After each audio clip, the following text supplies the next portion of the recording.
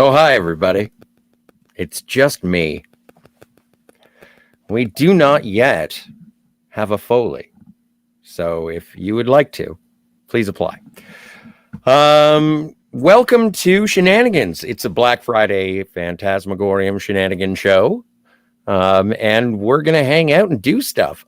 First things first, I don't know if you guys saw, but on the Phantasmagorium channel, Steve said some things about Kathy today. And I'm looking forward to discussing them. We've had this conversation many a time, but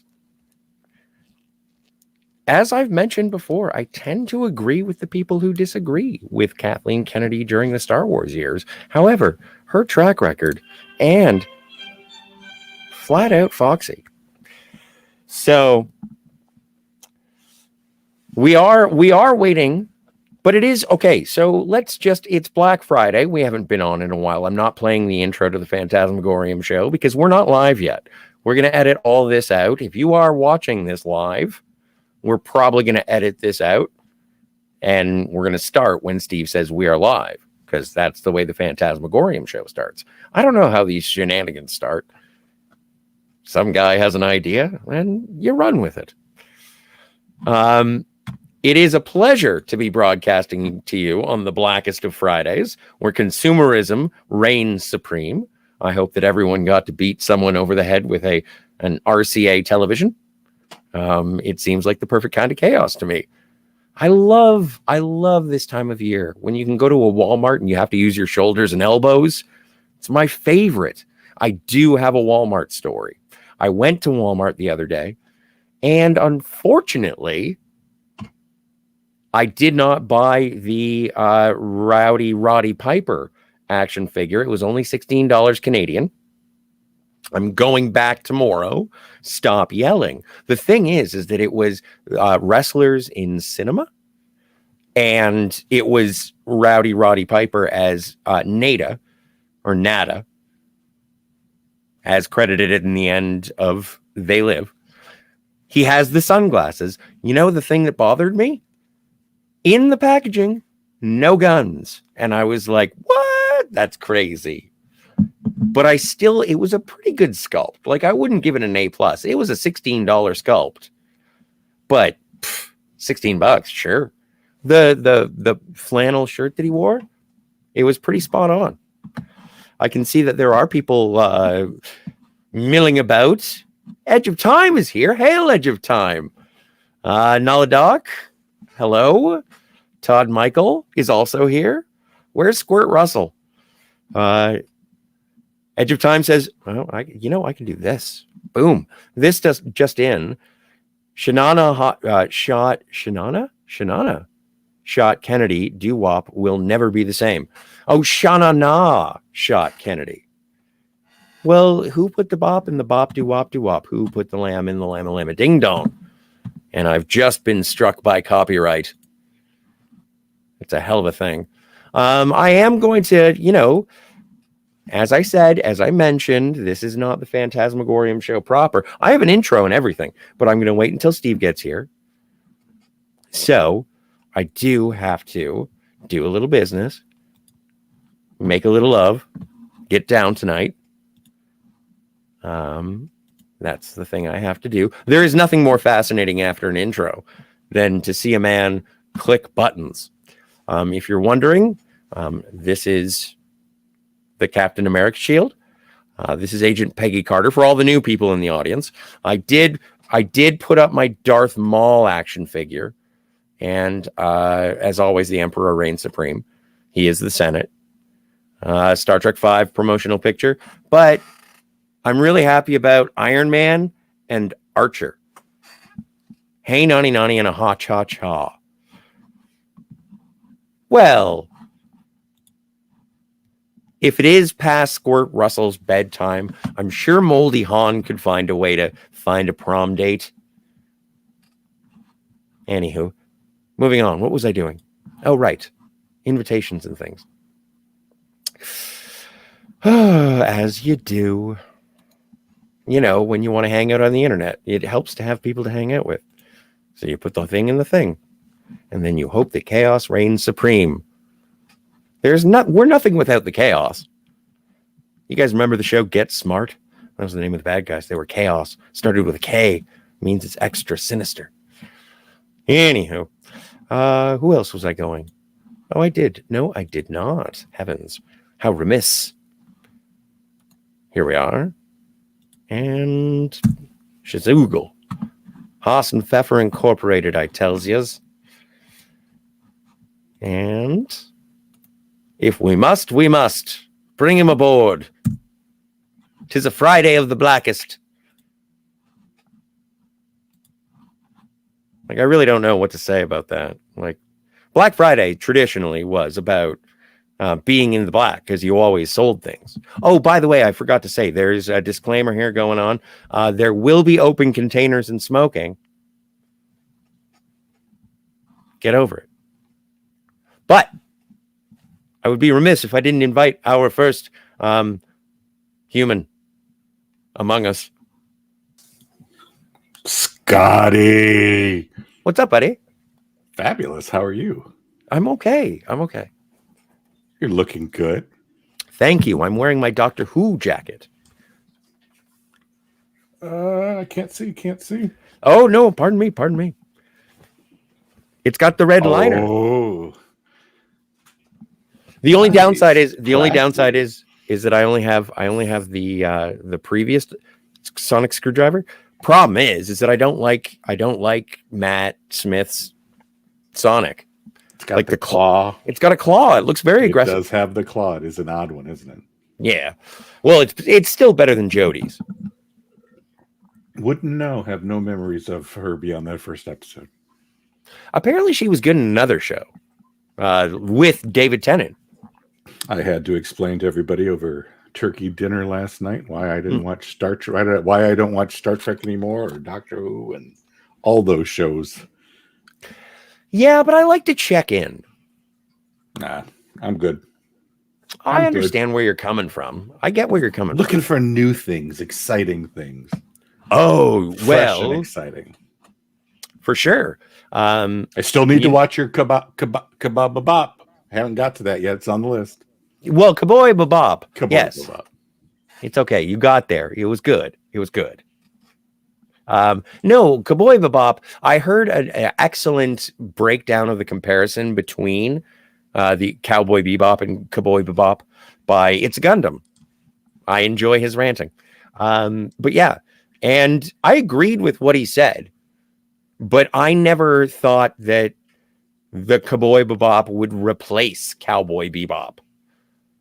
And like Turge from Cult Classic Movie Corner, yeah, he has the right idea. He's going to watch the original. He's going to watch the new one first with a commitment to watch the anime after, because he doesn't want to be tainted and be like, I hate this, as opposed to it being a gateway to the better thing. Exactly. Like, if my kid, I don't have kids, but if I had a kid and they liked the Harry Potter movie, I'd be like, well, you should read the book. Have you read the Harry Potter books? No. Okay. I don't like fantasy and wizards except for Star Wars. Okay. Just wizards in space, man. Well, I guess it's all fictional. Exactly true. It's all fictional. It doesn't matter. It's just a matter of my suspension of disbelief. And magic is always one of those things that you really have to world build for me to believe it. And making trees talk and walk is not a way to make me believe in your world. Sandworms, sure. Like, I'm still curious about Dune, but I'm not even remotely. Like, there's no way. There's no way you're reading the book. That's for certain. What? Dune? Dune, yeah. Well, there's a better chance of me reading the book for Dune than there is for Lord of the Rings. Okay. Yeah, for sure. Like, I own Dune. Question: did you see Hawkeye? I have not yet seen Hawkeye. No. You know what? You know what I watched instead of Hawkeye? I don't. I think Jojo Rabbit. Jojo Rabbit, still a film on the list to see. I was blown away by how funny that movie was. That was I've heard it's been fantastic. So there's a point in the movie, and I hate to ruin a joke, but I don't think that I'm taking away from it because I'm going to deliver it horribly and out of context. But there is a point where someone says to another character, "You're not a Nazi." And they lean back in their chair and they say, "Well, I'm really kind of into swastikas, so I'm pretty sure I'm a Nazi." And I was like, comedy exists. It was flabbergasting. The entire movie. There is a "I Want to Hold Your Hand" in German musical montage with a young boy running off to the Hitler Youth. It is outstanding. I highly recommend it, especially if you're a Nazi. I see the not the main lead child actor, but the second one is in some Disney Home Alone remake or something. Oh, okay. I think No, that's but the okay, kid. you know what he's really good in Jojo Rabbit. Did you see the Home Alone 4? That's 7? that's not on the list. That's not on the list to see. No, but I like Ellie Kemperer. Yeah, true. And also, I think that the guy who plays Ellie Kemperer's husband in that movie is the mustache guy from Deadpool 2. Oh, the other guy that joins the X-Force. Yeah, Why am I drawing a blank? I don't know. It's been a while since I saw that film. True, but again, he's an actor who I find endearing. So I would like to watch it with the idea of the new Kevin McAllister, British Kevin McAllister. I was trying to think. It's got some really bad reviews. Yeah, so what? So what? So did many a film. Blade Runner. Who else? What else didn't? Come on. Can you think of anything that was actually panned? And then, 2001 was panned. Citizen Kane was panned. And I'm saying that Home Alone 12 is as good as Citizen Kane. That is my assertion now. I will watch it and prove this theory. Maybe the Canadian edit, but I don't know about the American edit. It just says "I'm sorry" in the subtitles the entire time. Mostly. You got me there. Me there. Mostly sorry. Oh. Anywho. Oh. So. Had you a good week? Did you have a good week? Things go for you? No. No. You ever been kicked in the head with a metal boot? Never mind. No one has. I have, actually. With a metal boot? Steel tip toe, yeah. Oh, that's funny. Funny, haha. Well, no, curious in terms of a parallel. It was purely an accident. I mean, it was a comedy of errors, so to speak. Okay, so how tall was this person, or how on the floor were you? I was on the floor. Okay. They were trying to. Yeah, it was just a comedy of errors, and then boom. Most of us wear steel tip toes in the data center area and all where I work. Even though we're not in construction, we still all tend to have that kind of attire because we're dealing with server racks and things falling sometimes. And wow, always wear protection. Well, yeah, no, I wear a mask in my car. So Edge of Time says I had a lovely in the chat. Edge of Time in the chat. No, just generally discussing the Edge of Time. that realm outside of the galaxy. Universe, perhaps. Who knows? Edge of Time says, I had a lovely holiday. Most grateful. And it is a thanks of giving, right? Or are you given the thanks, or are you thankful for other people giving, or what's the deal? How does it work? I don't know. I'm not from your realm. I can't imagine it's all that different than your months earlier Thanksgiving celebration. Well, it's only 1 month, but you guys have more football. If that's what you're into. I'm not into it. Although I do like the cinematography of NFL films when they have that camera that goes over the field. It's really cool. That is really cool. But yeah, no, aside from that, I don't know. But are you thankful? Oh, yeah. I had a wonderful. What? I am thankful that, well, I'm thankful that generally I'm in relatively good health. Hmm. Me too. Generally. I am thankful that, what? I'm imagining Carrie Henn and Aliens now. It's a rewrite. Generally. They come out at night, generally. Generally. No, we got to rewrite this. Jim, we need a better line. No, yesterday was wonderful. My son actually went to Thanksgiving with us. I don't get to see, he hasn't attended our festivities at a friend's house for a couple years now, so that was nice. As kids get older, they do their own things, and so that was wonderful. We had a wonderful time, wonderful food. Things could always be better, of course, but it was a good time. I don't believe you. You don't believe me? I think you're living the life. I think that you're at the top. I'm a nihilist, so everything is ultimately futile and, pointless, and we just are basically here in the black unknown fighting the absurd, trying to survive. But, and you know me. I'm trying to find that silver lining on the incredibly dark, on fire cloud that is going to hit the earth and destroy us all. And so I even if you watch the Moonraker, plug for myself and Kat and Robert Meyer Burnett, if you watch the Moonraker conversation that we had, it was a very everything sucks and we're all gonna die. And I was the only one there, and I was like, no, come on, it's gonna get better. It's gotta get better. It has to get better. It can't get worse. Oh wait, hang on a second. Stephen Sondheim died. And you didn't know who Stephen Sondheim was? No, I didn't. But you know why I recognized his name? He produced quite a volume of work over the last 50 years. He is a person that Trey Parker and Matt Stone admire for admiring him, and that is the only reason I know who that guy is, because I went through the filmography.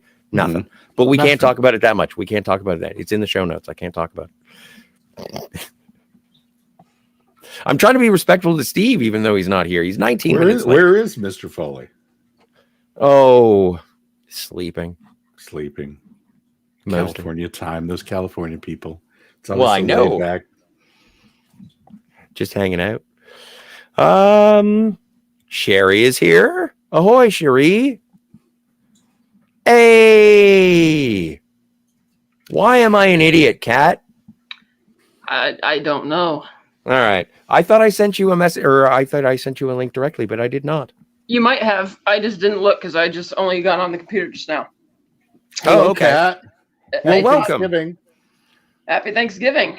The blackest of Friday. Did you buy anything today, Kat? It is Black Friday. Was there anything on sale? There were a couple things on sale. I was looking at the, Lego who does the Star Wars heads. I have the Lego Boba Fett helmet design that has a few hundred pieces, and I was looking at one for the Scout Trooper and Darth Vader one, but they only were discounted by $10 compared to what they normally are, and it's what are they normally? Normally the Vader one's 70, and I think it's for 56 right now. And then that's not a bad deal. That's okay. Yeah, it's okay. And then the Scout Trooper one's normally 50, and now it's 40. For a Scout Trooper, I'm not paying more than $30 for a Scout Trooper. Black Friday, you expect the sale to be bigger, and I looked for Black Series figures for Black Friday sales. There were none. And a bunch of and they did this really screwy thing too. I was on a website, and I order steelbooks a lot. Well, yes. I buy the steelbook at one price, and a few days ago it was the exact same price I bought it for. But on Black Friday, they're like, it's still the same price, but it says, oh, it's on sale. It's normally $38. I'm like, bullshit. Yesterday it was $35 normally, and then on Black Friday they're like, oh, this is normally $38. You're getting a deal because it's $35. I'm like, that's fucking bullshit. It's like, they're trying to trick people like that. But we're recording, so I won't say which retailer that is. But I'm like, I didn't really. Was it Target? It was Target. I'm not getting into that. All right, fine, fair enough. You got a good point. I did, however, receive one in the mail today. I got just out this week. Planes, Trains, and Automobiles.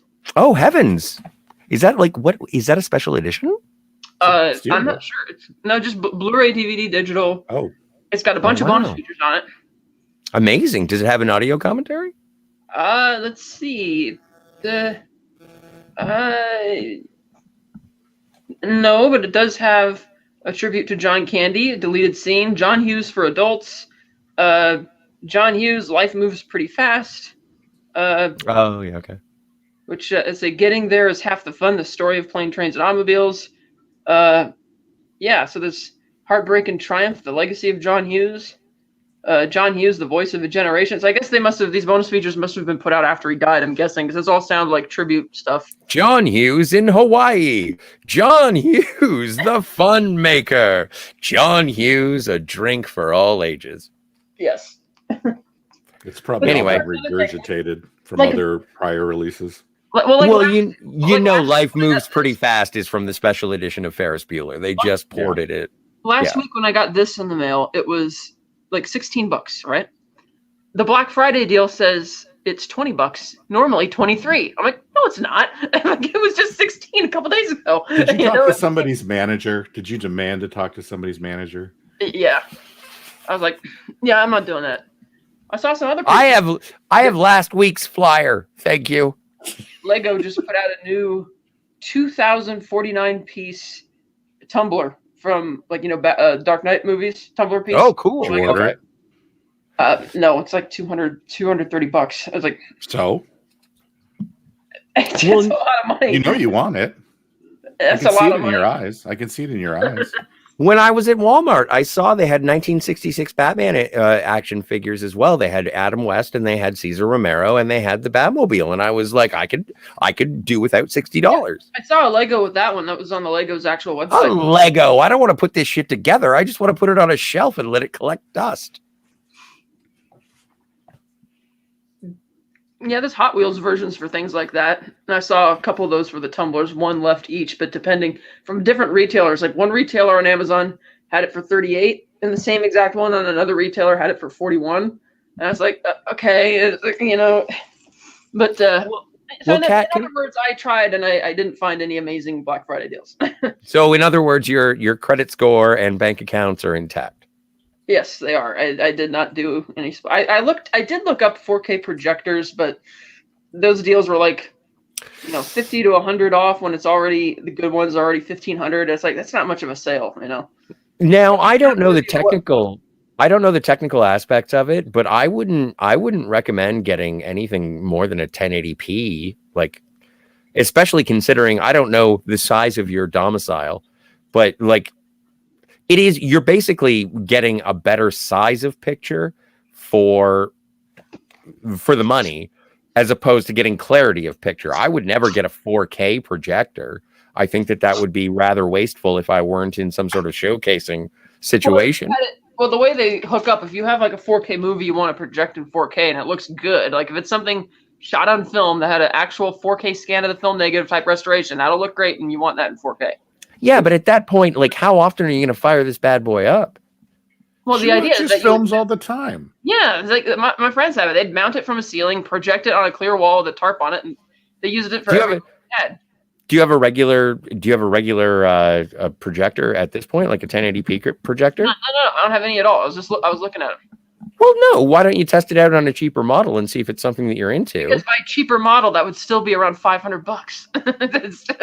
It's like get a $500 1080p projector, and it's like, oh, I like it. Well, it would have been nicer if I got the 4K, but that one's another. I'm not going to make the money back. So How dare I question your purchasing power on this blackest of Fridays when consumerism reigns? You can buy whatever you wish, mount it wherever you want, pay the people to do it, spread the economy, and eat cake. She could tear those shelves down behind her where all their discs are and just project. No, it but up that's there. where all her stuff is. I would have to. God, I have to get rid of all the shit over here. I do kind of want to get rid of some of the stuff because I don't need two Let copies. it go. Free it all. Free it all. Just let it go. Yeah. Dumpster, Buy more. dumpster, just Buy more. dumpster. No, don't do it. It's Send it crap. all to Canada. Oh yeah, no, you could do that. Yeah, there's probably like the dumping lake dumpster, and you just throw all your stuff there that you don't want. That's that's where I live. I get stuff. Lake dumpster. Yeah, I live in Lake Dumpster, Ontario. We love hockey and porno and books about war. Anyway, Edge of Time says blue denim is the new black, and I agree with And the Beat Goes On. NFL Films is legendary. Edge of Time says, I allowed retailers to notify me this year and skimmed their digi sales. Not impressed. I prefer to shop year round and be done before November. Well, I you know agree what? with Edge of Time. Well, and I appreciate what he's saying, but also there is an advantage to living at the edge of time. Like if you're planning things, I think, like, and there's going to be a Black Monday or like a Gray Monday or something. Yeah, isn't that what it's called? Like Cyber Monday, they call it, or something. Cyber Monday, right? I used to work at a retailer of also that I won't discuss. I did enjoy the Big Blue Embrace, though. No, nothing. All right, fine. It was Best Buy. Oh, I fired them. It's fine. So, Kat, I have to ask you a question.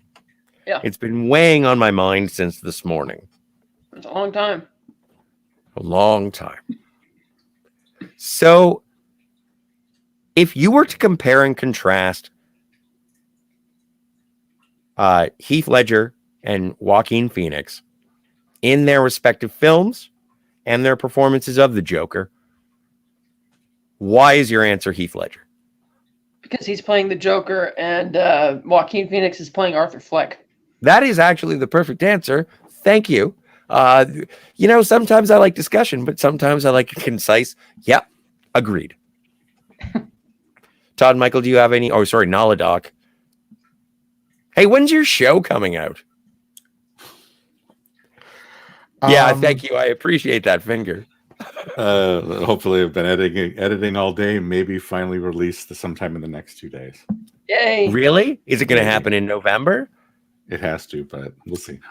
I don't know if you guys are familiar with Naladoc. If you're a fan of the Phantasmagorium, he's been on many a time. He has dulcet tones and a sharper mind.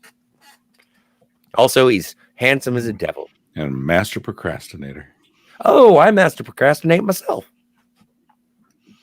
No, I'm working on a little review of South Park post COVID that aired and dropped yesterday.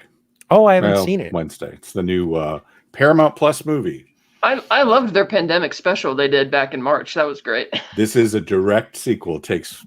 Follows right from that, but 40 years later. They make a time jump 40 years. Like through a time machine? Are they still No. 40 years has passed, but it's that special.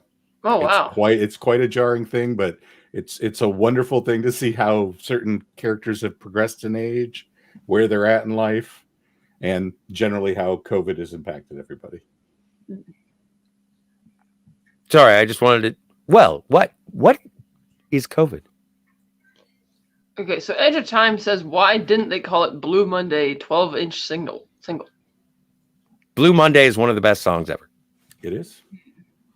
And Simone is here.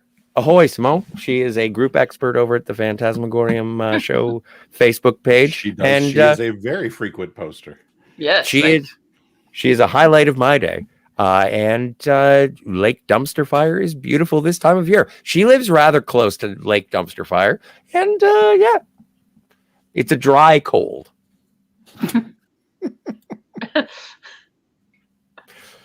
Anywho, we woke up to snow today. You haven't had any yet, have you? No, not yet. No, but if we're going to talk about the weather, I got parents. So have you guys seen that their Disney Plus Beatles thing?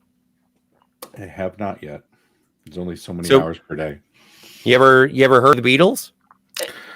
They were took after the Rolling Stones, right? I thought they were a Monkees ripoff. Monkees? Okay.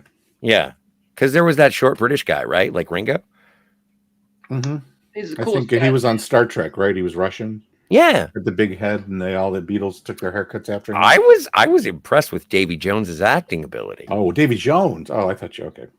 Yeah. Ooh, Walter Koenig? Walter Koenig. His hair. It was a wig. But he was trying to create a new image, and then the Beatles took that hair from him, and it was great. Everyone who is watching currently, I would like you to know that the show is called Shenanigans. If we are not necessarily living up to your standards, everything is 50% off today. It's Black Friday. It is Black Friday. So, yeah, I wish everything was 50% off today. it would be rad, wouldn't it? You just dated yourself there. If I say rad, Brad. I did that the No. other day in the chat. you said rad? In one of the chats. I can't remember which one. But I say rad. That's my thing. Anywho. So, Kat, you are a very prolific film viewer. What films have you seen, let's say, within the last 10 days? 10 days. I could tell you exactly what I've watched within the last 10 days here on my. I knew you could. I did watch Tinker Tailor Soldier Spy last night. I love that movie. Nice. The 2011 version. Okay, yeah. So not the Alec Guinness version. No, I have not seen that version, but I would be interested in seeing it as well. It's a mini series though, so you're more invested. That's true. Okay, so Tinker Tailor, the Moonraker, for our show there. Yeah, I watched all the Harry Potter movies, one movie a night to marathon it to see how it felt. I still think the first half of the series is stronger than the second half, at least for filmed adaptations. Yeah. All three of the Ghostbusters films, the original two and the new one. The Darjeeling Limited and the French Dispatch, two Wes Anderson films. Okay. The Spy Who Loved Me, I watched a couple times for a review last week. Mm-hmm. I watched that Under the Helmet Legacy of Boba Fett special on Disney Plus.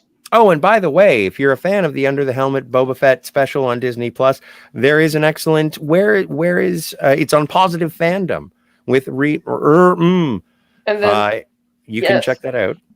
And then the last two things I watched within the last 10 days were Red Notice, which was and The Nightingale, which was amazing. What's The Nightingale? It's a movie by the same director who did The Babadook. It's their second film. It takes place in 1825 Tasmania, and these British colonial officers severely overstep their boundaries with this Irish convict family who are due to be released. Because I'm not exactly sure how the process goes. They don't really explain it, but they're waiting for the colonel or whatever to sign their papers, so they would be released from whatever conviction sentence or whatever they had to serve, so they could just get a farm or whatever and live. And they overstepped their boundaries. They killed the family, and it was really really brutal in the first half hour of it. And she decides, as a lone survivor, that she's going to pursue this guy because he wants to go put in for a promotion, but he has to travel across, I can't remember how many miles it was. He has to go to a neighboring town or whatever, and she has to travel through the bush and is guided by one of the Aborigines there who keeps giving her shit, inappropriately so, because even though you have all the sympathy for her, she turns out to be kind of racist and asinine herself, which is kind of neat because you're seeing characters that feel more believable rather than squeaky clean because, it's 1825. But it was a really great drama. The actor, I can't remember his name, but the actor who played the Aborigine guiding her through was really good. It was a good movie. I heard about it when it came out a couple of years ago. Was it Tom Holland? No, it was Sam Claflin played the sadistic colonial officer, and then the rest of them. They had Damon. No, Harris. I meant in the role of the Aborigine, because I would be like, wow, he can act. No. I can't remember the name. So this is only. It's not a big deal. I was just making a bad joke. Yeah, I know you were making a bad joke. But Yay! so those are the last films I've seen in the last 10 days. Awesome. That's amazing. I've been so deficient. Although, the thing is, it's the random movies that I've been purchasing. I mentioned before that I saw Jojo Rabbit, and I rewatched Playing by Heart, which was a delight. It just refreshed my memory on that one. Well, let me tell you the tale of Playing by Heart. It is a sprawling story of many lives that intersect in the late 90s. It stars Dennis Quaid, Jay Moore, Jon Stewart, Gillian Anderson, Anthony Edwards, Madeline Stowe, Ryan Philippe, Angelina Jolie, and Sean Connery. and another lady. Anyway, they're all intersecting cast. stories. It is quite the cast. It's why I Yeah. needed to buy the DVD secondhand. So they all have intersecting storylines, and it's kind of like it's the Diet 7-Up of Magnolia. I would say, like, if you're gonna make a Diet 7-Up of Magnolia, have Sean Connery. And it's kind of like if you're going to make the Diet 7-Up of Pulp Fiction, have James Spader and Charlize Theron. If you remember the 2 Days in the Valley. It's the same sort of associative cinema that happened at the time. LDG is in the chat. What I'm saying is that it was worth the $15, man.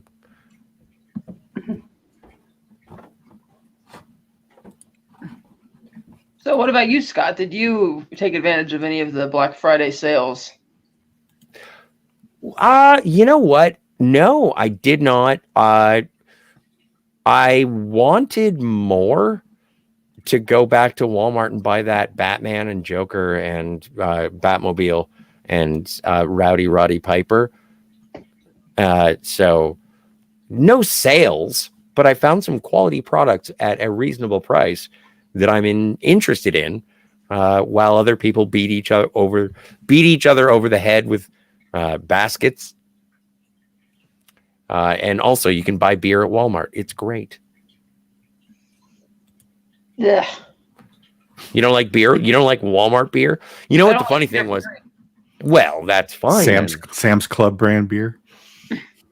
Exactly. Sam's Pilsner. Sam's Lager. No, they probably couldn't get away with that. I will sometimes go into a place like Bevmo or into a random Bevmo. liquor store up in Grass Valley, and they got a lot of new age stores up there, and they'll have some really weird off-kilter type things. Like at the liquor store up the road, there was a drink called Leninade with a picture of Vladimir Lenin on it. It's a great name. Yeah, but communist leaders as branding is fun. It was weird, and it's like, okay. And then you'll see other things like other types of spiced rums or things with just weird names. It's like they must be the only place you could get these, or in a place like Bevmo. You wouldn't see this at a regular liquor store or grocery store. We've got a lot of hipster places around here, and That's good. yeah, it'd be a lot of that around here. I prefer to call them trendy. Okay. I remember I did once have a Sam Adams, the whole tall glass of it, but it wasn't really cold. And Well, it it's, some beer. That's pretty risque there. No, having a but Sam Adams. some beer is no. Let's not brand shame. no, it's not about the brand. It's its own flavor or whatever. It's just it didn't take. It tasted like warm saliva or something. Like this is just no taste. It's nothing. It's just ugh. And I felt the same way when I tried shit like Budweiser or Coors. They all taste the same to me. I never developed a taste for it ever. Yeah, but did they work? What do you mean? Like, did you get inebriated? No, I didn't finish drinking it. It was terrible.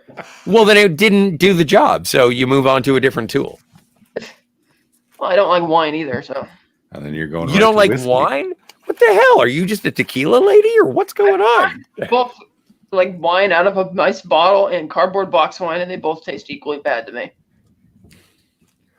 I'm not into that. I never developed it. I do like spiced rum, and I do like Fireball. You're a classy lady. She's a Jaeger girl. I know. No, you. I want. Tried Jaeger. I've not tried it. I have tried vodka. I do not like vodka. Ugh. You know what? I would. There's I would so get many you. different kind of vodkas, though. That's But true. I would. I don't know if you would like it, but I would. I think. Oh, if you like Fireball, I think you may enjoy Chartreuse above Jägermeister. You don't seem like a thick liquor lady. You seem like something that dances on the back of the palate. Anyway, I used to be a sommelier in a previous life. There's a And what about, wonderful. And what about you, Naladoc? Did you take advantage of any Black Friday sales today? Well, Yeah, what'd you buy? Kind of forgot I had all those Black Series figures coming, so when those hit the credit card, there was no buying anything else. Yeah. Because that was 6-7 figures all at one time dropped. So that was pretty bad for me.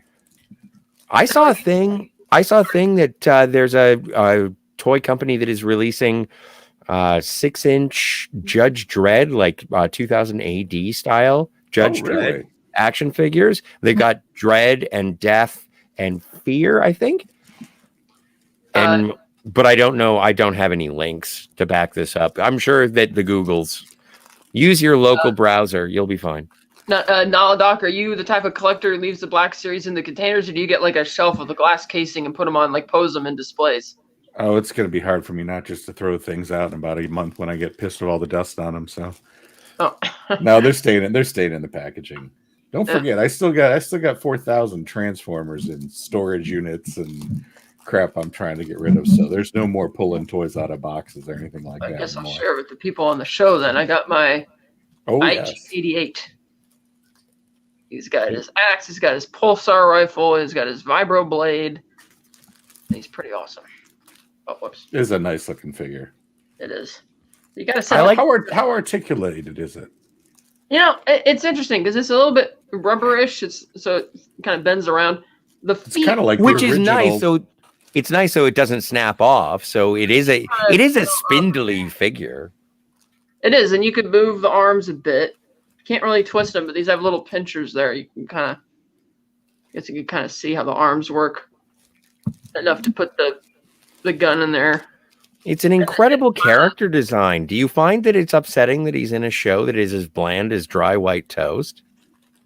I don't think the show's that bad. I wanted more from. I wanted to see the evil version of this character, like IG-88. Like IG-11 was kind of funny and played for laughs because it's Taika Waititi, and it still was really badass to see it in live action. Like it. They did a wonderful job. They did a wonderful job bringing that. They did. I was at Celebration Chicago in one of the overflow stages when they ran the sizzle reel for Mandalorian, and I was slack-jawed watching when they had the IG-11 thing going. I'm like, oh my god, I could not believe it, and because that's just something I was always perplexed by. I mean, because IG-88 looked so interesting, because I couldn't figure out how does this thing even move to be a functional threat. It didn't. It didn't. Like in the video game, it was literally a prop that did nothing. Yeah, in the Shadows of the Empire game, what they did is that they gave rocket boosters on his feet, so all he would do would go like that. And it was a really hard boss to beat. Like that?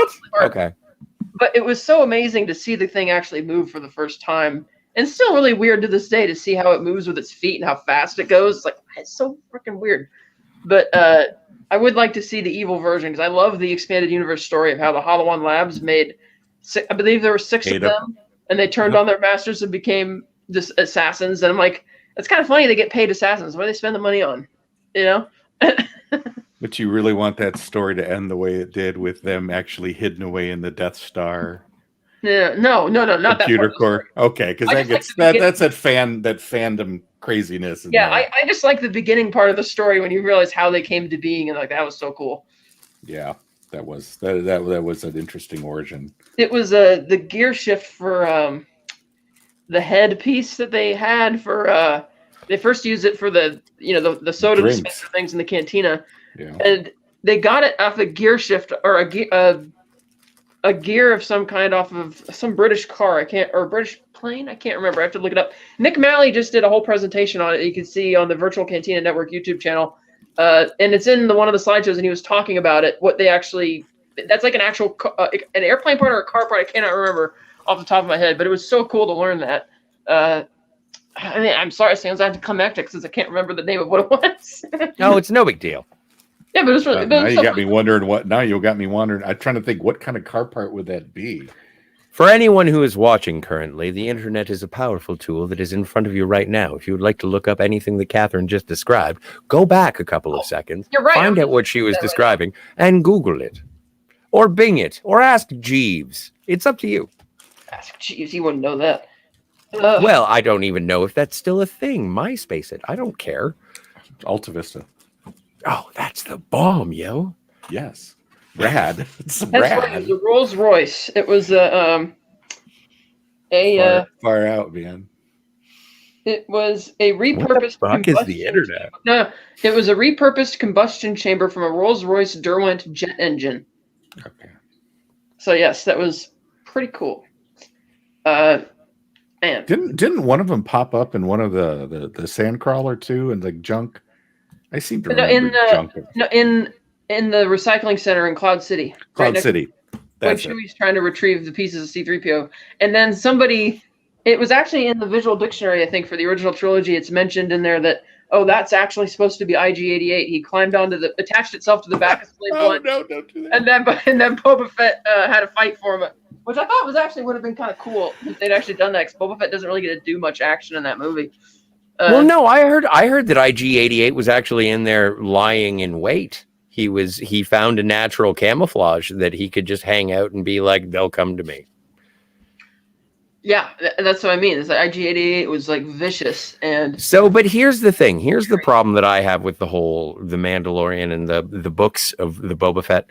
The book of Boba Fett. Like, be more pretentious about some bumbling idiot that we've only seen twice. The first time he didn't succeed. Okay, get on. And the second time he fell into a monkey's paw. Okay, and now, no, so the only thing that is going to give me any faith in Boba Fett is I want to see him escape from the Sarlacc pit. And until I see that shit, because you're willing to show everything, Star Wars, not you, Kat, Star Wars, I want to see him claw his way out of something that is apparently a death sentence over 1,000 years. The fan film version of it was really great. Very well. Yeah, but I want Disney to show me a toothy vagina and then have Boba Fett claw his way out of it with rockets.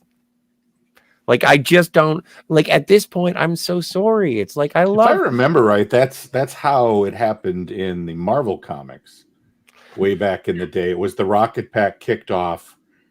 It flew him out. He crashed. The Jawas found him. Blah blah blah. Yeah, yeah. But I do have to see. Like, have they? They haven't shown it. They haven't shown Boba Fett escaping from the Sarlacc pit, and that's when I think what you're saying here, and I think a lot of fans probably would love to see that. Like, that's just a flashback standalone episode. Well, there are a lot of holes there because it's like, okay, so you got. I can think of one named Sarlacc. Because you got out of the Sarlacc pit somehow, and for 5 years you didn't try and get your armor back, and only when the Mandalorian shows up is he suddenly interested in trying to get it back, unless he didn't know where it was. And it's like, it's not very clear, And where exactly was he already aware of who Fennec Shand was and had a past affiliation with her when he found her in the desert? Maybe.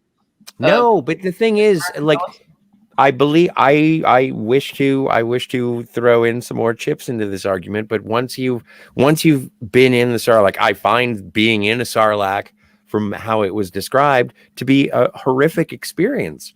And so when you are ejected from a Sarlacc, and you lose your armor, I think you just sort of wander around Tatooine for a bit, being like, "Thank God I get out of that Sarlacc."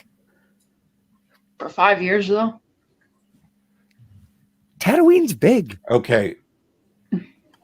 This is just speculation, but he has when we first see him, in Mandalorian, he's got I forget the stick, the gaffy stick. The gaffy stick. So obviously he has interactions with the Tusken Raiders. So perhaps they find him, bring him in, something. Don't forget, the Mandalorian had a really good relationship with the Tuskens. Like in the butt? Yes, in the butt. Okay. What? What? In the butt. In the butt. But perhaps that's a thing with that. Well, because he's not Mandalorian, but visually he's like the Mandalorian. What was the name of the alien that came out of the trash compactor? Is it the Dianoga? Dianoga, yeah. Yeah, my Dianoga don't want none unless it's got buns, hun. Okay, if you've looked at the full cutaway of what the Sarlacc looks like underneath, it's really like Lovecraftian and like. Oh yeah, no, I know it's giant underneath. But I'm trying to figure out, like, what is it? Just hope that a bantha comes along and falls in, because it looks too huge to sustain itself off. Like, who's gonna come by and fall in there? Crate dragon. Yeah, maybe. Mm-hmm. Yeah, that would be awesome. Crate Dragon versus Sarlacc. Who wins? Or would the Sarlacc launch out of the hole and become like a like a slug or an eel. Like a sandworm? I don't think that a sarlacc is a sandworm. I think that's part of the reason, like the Great Pit of Carcoon is so renowned, is because the sarlacc lives there. And that's that. I think that it is probably much like the Seti eel. I think it is the only native creature to Tatooine. Is the Carcoon that is the Pit of Carcoon the name of the sarlacc, or is it just the pit that was already there? It's a name long gone. We don't even know who named the Pit of Carcoon. It was. I'm sure Some say it was there's a trilogy going to be done just to address that sometime in the future. the Sarlacc trilogy. You know what I think I would want to see that would be really funny on the Book of Boba Fett? You know What's that? You know in the trailer how he's got the long table in Jabba's main, entourage room or whatever? Yeah. Well, that table is going over the trap door. I thought, wouldn't it be great if he had it rigged so he could do the same thing that Blofeld does to his minions when he doesn't like them? He presses a button and one of the seats kicks back and falls into the trap door and he feeds them to the rank. It'd be a great crossover callback. It would be fantastic. Ladies and gentlemen, boys and girls, kids of all ages, we do have another member of this shenanigan. Welcome to the Black Friday, my captain. Oh, captain. Gold member. Captain Spock. Member. The name's Spock. Cockney Spock. Hello. Bum ba bum Greetings. bum bum bum bum bum bum bum. Copyright Greetings to strike. both of you. Copyright How are you, strike, sir? please. I am. Cap, I've just Cap, got you here know quite everybody. good. I I don't don't. want to be a rude host, but Captain Nuladoc, Captain Catherine, this is my friend Captain. Catherine, this is my friend Captain. Heavens. Catherine, And Nuladoc, this is Captain. I'm a regular viewer of the Captain. Hello and greetings. Hello, both of you. Hey. Indeed, Scotty. Hey man, what's going on? How's your day? I just got here, didn't I, son? Yeah, Mm. you showed up just as I did. It's amazing. The timing was incredible. So hopefully the timing is good for the show. Tell me, which conversation am I interrupting? Nothing at all. We are sort of having a free for all. It's a Wow. Friday free for all. It's a Black Friday free for all. And most Nice. importantly, it's a Black Friday Phantasmagorium free for all. Also, anyone who is watching, all four of you, please subscribe to Captain Seven. What is Seven? Spock. As Seven. in Phil Ken Seven. Phil Seven from Harvey Birdman, Attorney at Law. He's Oh, the heavens. character that says "ha ha" like that. I never catch the plot. I usually stop watching after I put my pants on. It's very intricate. It's kind of like L.A. Law plus what's that one with Captain Kirk as a lawyer? Boston Legal. Thank you. It's like Boston Legal, but with more intelligent plots and better acting. I did see the one with Scooby Doo. Stephen Colbert plays Phil Ken Seven. I remember when Stephen Colbert was funny. Indeed, it was a long time ago, but it was. It was. Ha ha! Although, and we are like, I'm hesitant to discuss Christmas on this Friday, but as it is coming, I'm assuming that most of the people who are going to any of the sales that are happening on this day are purchasing premium products at a discounted price so that they can share the love with their family and friends, and certainly not for themselves. But as we are moving forward towards the holiday season, if you haven't heard Stephen Colbert's Christmas album, you have to. Wow. It is one of the best. I would say Bing Crosby's Christmas, Stephen Colbert's Christmas, and then Mariah Carey. Right, and Donnie Darko gets how many points out of 10 on your newfangled scoring system? For bringing up Donnie Darko, you owe me 10 points. Okay, wow, I accept your apology. Thank you, sir. Anywho, yeah, did you happen to do any shopping yourself, Seven? Start again, sorry. I'm getting Did you- distracted on this end. Oh no, I was just curious if you did any Black Friday shopping. Is Black Friday a shopping in no. your corner? No, absolutely not. No, I'm doing a lot of eBay shopping, and the attempt was to lock it all down by October 20th to allow for the shipping of the shopping, but I can't stop. And as long as there's a pre-painted Napoleonic soldier of 15 to 28 millimeter scale out there on eBay, I'm going to purchase that bad boy and put him to work at Waterloo. Well, I've seen your soldiers, and they are incredibly detailed.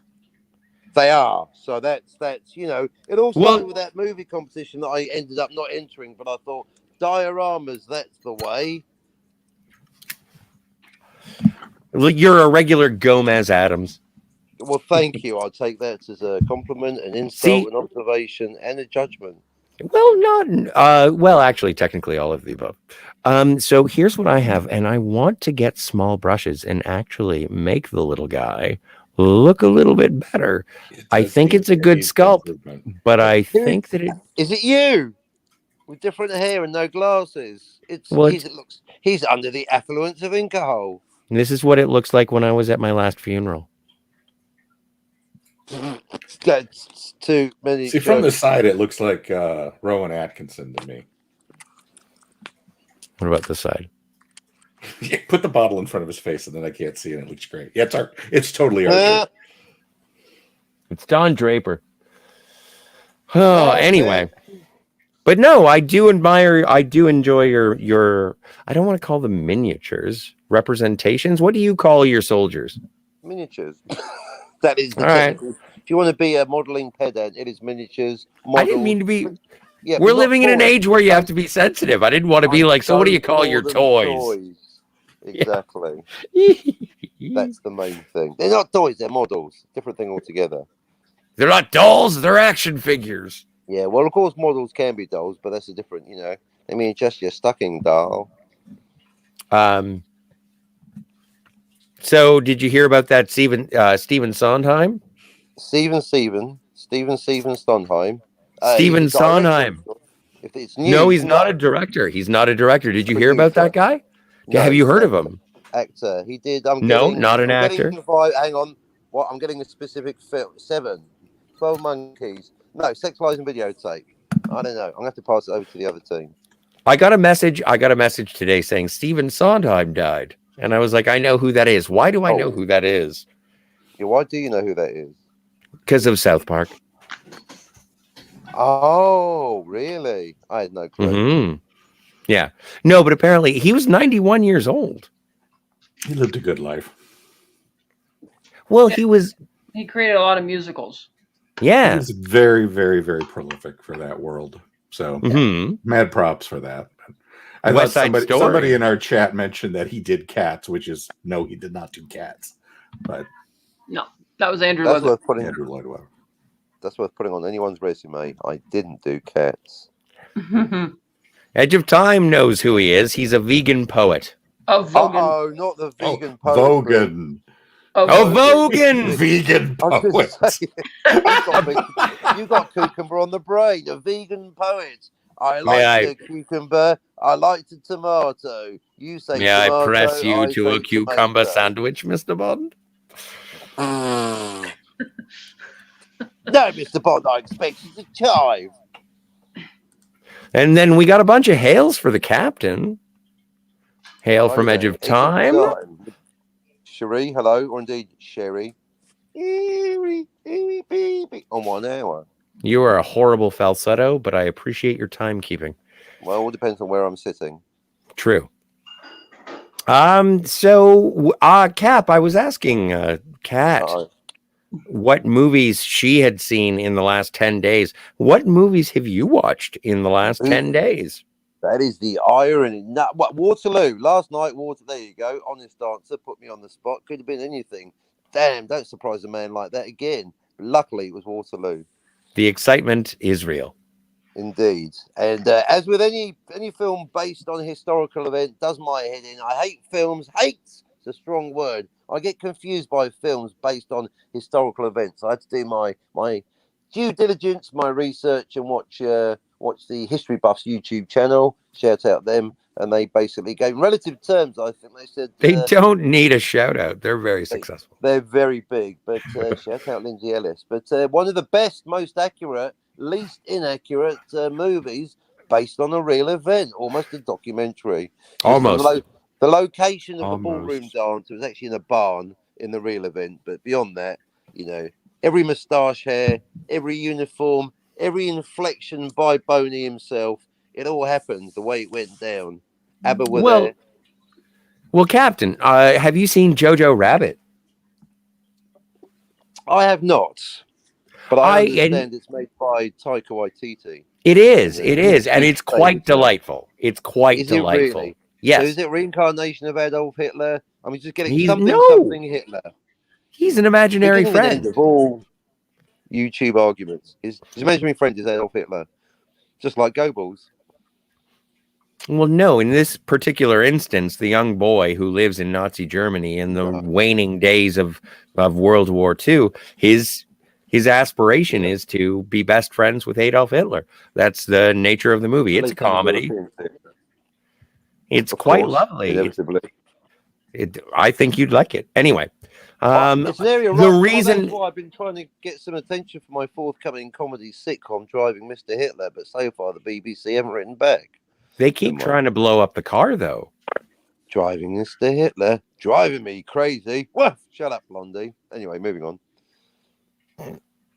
So, I was just curious because I want to show it to a history aficionado, but I'm Yeah. not 100% sure if the weaponry and uniforms are How do you get actually one- hang on. accurate. The question was, which movies have you seen? I said Waterloo. You said Waterloo, and we were Now talking about. Jojo Rabbit. Welcome to Segways. Non sequitur. I never claimed to be good at this. I thought you'd at least segue to Zulu. God, you really knocked me for six there, didn't you? Wow. Zulu is racist. I mean, Zulu, is it what in what way? You're racist. No, You I can just see don't. race I just everywhere. think it's very much against Caucasian. I would reshoot it and have people of different races on both sides, just because why not? It's the in thing, isn't it? Just to annoy people on YouTube. You know what? Hey, I look, get some Texans in there. It's not that long after the Alamo. the Alamo. For the American audience, you want a Texan. We're going to redo Zulu, but we need a Texan in there. Otherwise, you can't get the funding. Don't you think? I mean, very similitude be damned. Fuck it. It's a movie, Cockney. Relax. Yeah, Well, You know what I mean? I heard something. Sorry. Yeah, damn Zulus. Pew, pew, pew, pew. he's right. It would add so much flavor and character to the story if we have Texans and Right? and the I'm Mexicans, thinking McConaughey. the Zulu and the British and the whole free. Well, like, Yeah, the Zulus are basically getting information from Santa Anna if he survived it. You know what I mean? Just get it, for the US or plus for the Chinese audience, you're going to have, I don't know, the ghost of Sun Tzu. I know you can't have ghosts. I don't know. We'll figure something out. And of course, for the Chinese market, you'll have to call it There's No Zulu. well, I don't know what the Chinese Oh, alphabet is snap. like. Someone at the Disney marketing department is currently pissing themselves laughing at that joke, but we'll move along. Speaking of Disney, Cap, do you Segue. do you guys have the Disney Plus? Have you watched the Hawkeye? Are you It's, enjoying? Thanks for bringing up a painful element to family life, but since the divorce, I have no Disney Plus. The boy has Disney Plus. He says, "Principles be damned, Dad," but I'm still not watching that new Star Wars bollocks. So they've lost him on Star Wars. How about that? Well, We might but go does he for a still pay little for bit the of subscription? He has a subscription via his mom. Okay, well, sure. That's the free market for you. No, moms buy useless toys for kids. That's been a universal standard since forever. Well, then where is my flotilla of lightly armed Bavarian infantry? I mean, I've been dropping. That's not a toy. That's a life plan. Thank you. Well, you can't expect your mother to buy you a life plan. Well, she's in Florida. I mean, she's going to all the other cliches. Oh, so she's right off the coast of having a flotilla of Lightly armed naval. Bavarian infantry. All right. Yeah, whatever. Oh, the silliness, it's real. I know, right? Come on, stay focused. James Bond. I can't. I Is get it one enamored. person or I five become different agents? intoxicated Have you asked with Catherine? the conversation. I bet you haven't even told Catherine we've had this discussion because you think it's so ridiculous. Which one? Exactly. And the Nalduck's just thinking, these twits. The James Bond question, because I've learnt that both answers are valid and both answers sound crazy to the other answer giver. It's one of those debates, isn't it? Like the Blade Runner. Everyone's like, there's only one answer and it's this one. Is James Bond one person or is it 5 different people? The name is a code as much as the number. Well, I think that all comes down to how you want. Like, I look at the movies as like I don't really care if it's part of the same continuity. I just go and looking at it. It's another Bond movie. But you could make the argument that don't care. She doesn't care. I know, and I agree with her. Wow. you could You don't. You said you do care vehemently, and you've got one answer, and you can't believe people have reached the other conclusion. That's what you said. You said, But here's what Okay, well then I do. I care. You said in anticipation. I can't anticipate anyone I know or respect coming out with the answer, including the words "I don't care." That's Oh what my you said God. to me yesterday. I'm being confronted with things that I've said, and I probably said them, and I meant them. You said, I don't And care so, which way yes. they go, as long as they care. I can't stand fence sitters on my channel. That's what you said. As long as they Well, care, it matters. I think No. that each we have actor, chairs on the fence. Let the lady finish. each actor's take on the character is so different that to say it's the same character is almost kind of weird. But Yes, Scotty, you're weird. yeah, it's like Roger Moore is a totally different version compared to Sean Connery. But you could Right. make the argument that the first 14 movies are the same continuity because in The Spy Who Loved Me, Anya mentions the fact that Bond used to be married and he cuts her off. Yes. He's She like, no, refers that to was a Majesty. different actor. And then in the pre-title sequence of For Your Eyes Only, he goes to Tracy's grave and leaves flowers. For Your Eyes Only goes to that grave and go, who the fuck is this bitch? You're Right, missing and one. then on Her Majesty's, they reference three of the previous five Connery films. This never happened to Mhm. the other fellow. No, but when he goes Even- no, it's when Bond is in his office and he pulls out Honey Rider's knife from his desk and they play the Underneath the Mango Tree music. Then he pulls out the watch that he used to garrot Red Grant and they play the From Russia with Love theme. Then he takes out his rebreather from Thunderball and they play the Thunderball theme to make it clear that the rebreather, audience is Scotty. supposed to be the same character as the Making Sean it clear, Scotty. Right, but they're making it. Continuity They're trying to make it clear. But even me, I felt that George's performance was so different from Connery's in terms of how he was playing. He seemed so much younger in the role. Inflection's different. Choice of drink different.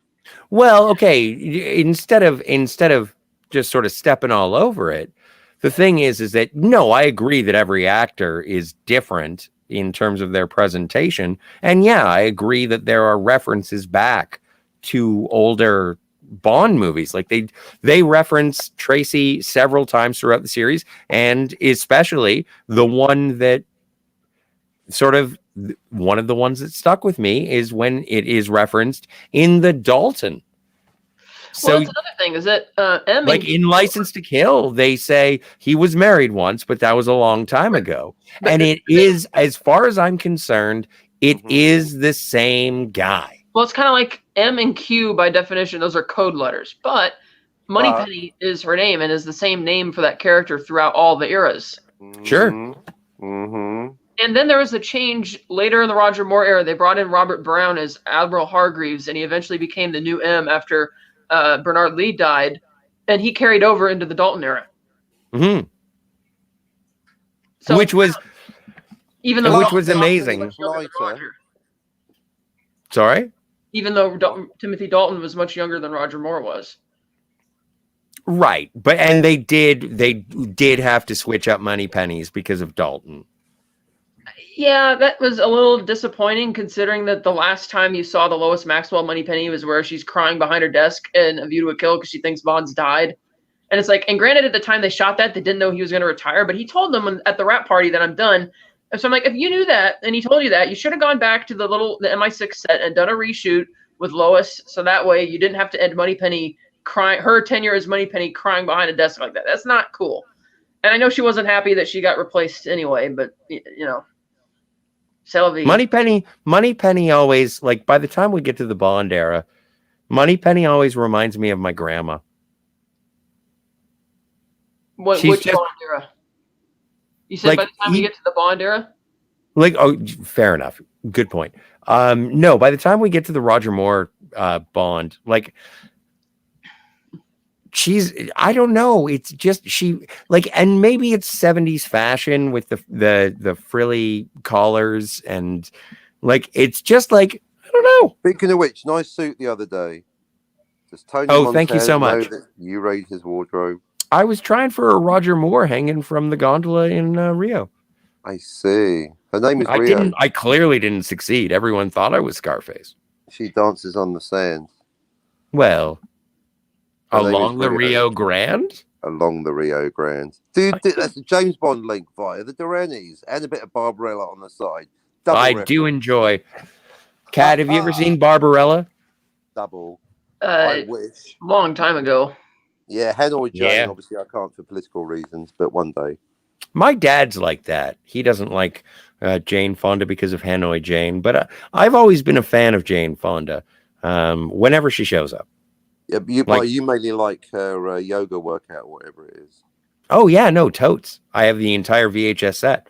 In fact, I think I had to sell my betas.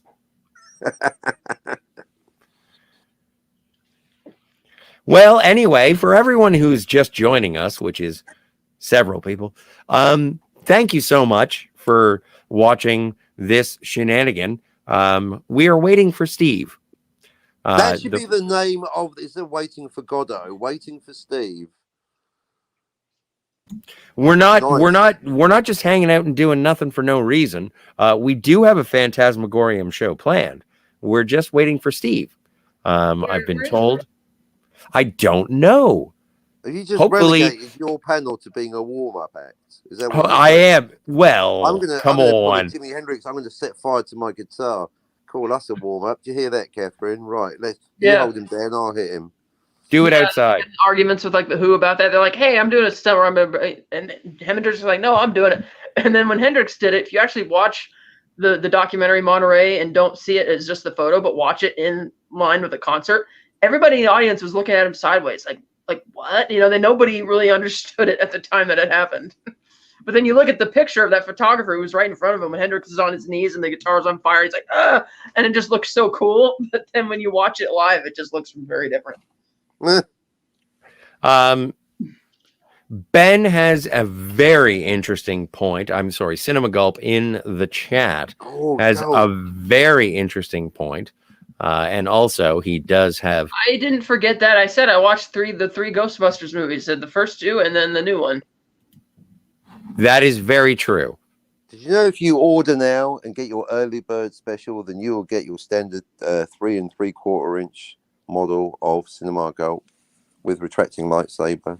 I did. You can go to Cinema Gulp's channel and see my review with him for Ghostbusters Afterlife, which is up now. That was fun. There you go. Would Spoiler you? alert, I didn't like the movie. Yeah, and you know what? I sort of dropped a little bit of a. I don't care about that movie.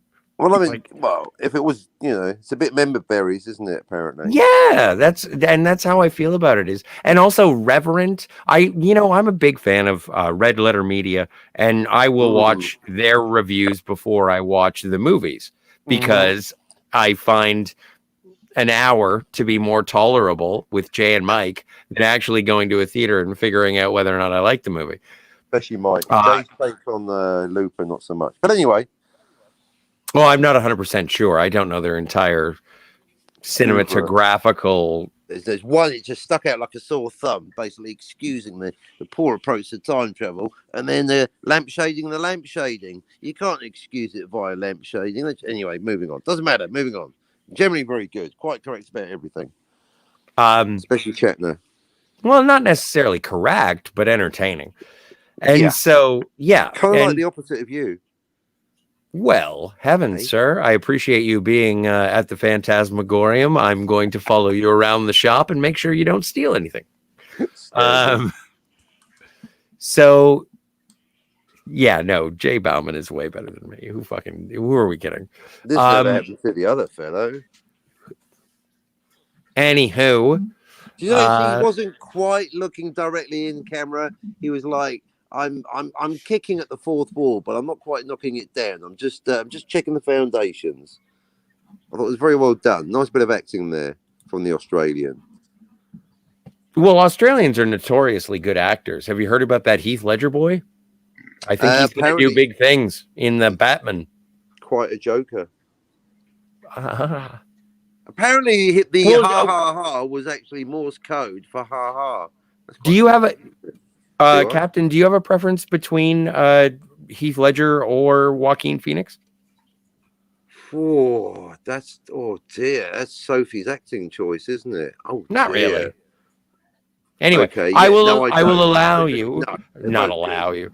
If you could expound on the differences for 5 seconds, please interact with your co-hosts. You have the conch, but I would appreciate it if you shared. I have to go take myself a loo rest. Excellent. Off you go, and then we'll talk about Blade Runner. Oh no, heavens no, relax. Right, while he's gone to the toilet, what do you think, guys? Is Deckard a replicant? And most of all, with why? In your own time, just throw it out there, throw it in there.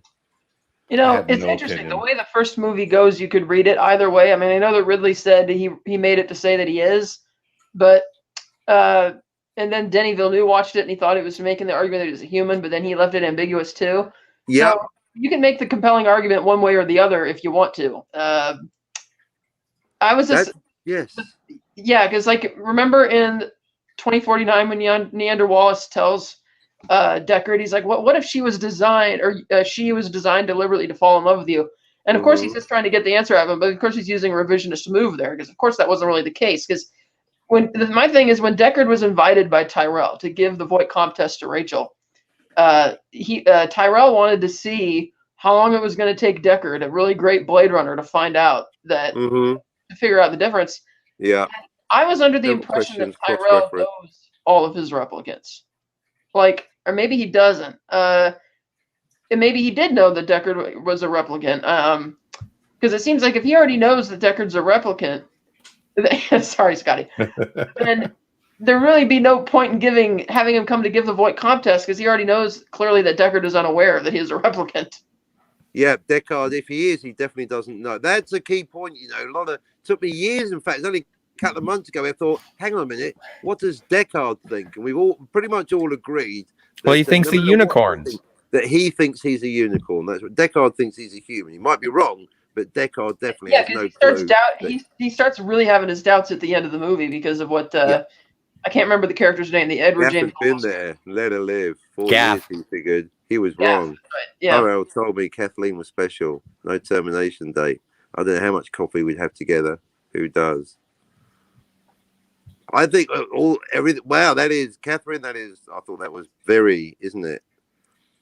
Yeah, because it's like. But correct. then again, I might be wrong. I don't know if Tyrell is personally aware of who all of his replicants are, because it is like a mass-produced thing at a time. So.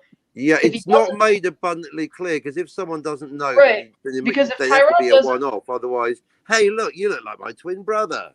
Right. Well, if Tyrell doesn't know, then it makes sense why he's inviting Deckard up to give the Voight-Kampff test because he wants to impress to see how Rachel does. Whereas if he already knew that Deckard is a replicant, then he'd already know that. Well, clearly Deckard is unaware of it. So in that way, he's already perfected. There'd be no point to administer the Voight-Kampff test. It's like, wow, if this guy who gives Voight-Kampff test for a living is unaware of the fact that he's a replicant. No one's ever said that to me. I had exactly the same train of thought, but exactly the opposite conclusion. I thought, well, if he is a replicant, he would have him in there because he'd be getting his rocks off going, now I'm having a skin job, interviewing another skin job. Neither of them know they're a skin job. That's actually a good point because maybe that is why he's doing it because he just That's racist. Yeah, well, whatever. In history books. Well, no, but the thing is that saying skin job is like, the old kind of cop who would say the word "and" with a hard R.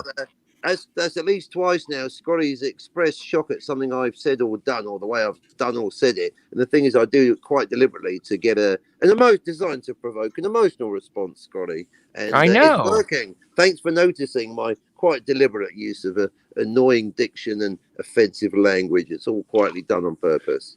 If an audience is not present to react, then the joke falls flat, sir. Exactly. Exactly. Yeah, well, you're good with your. So, what do you guys think of?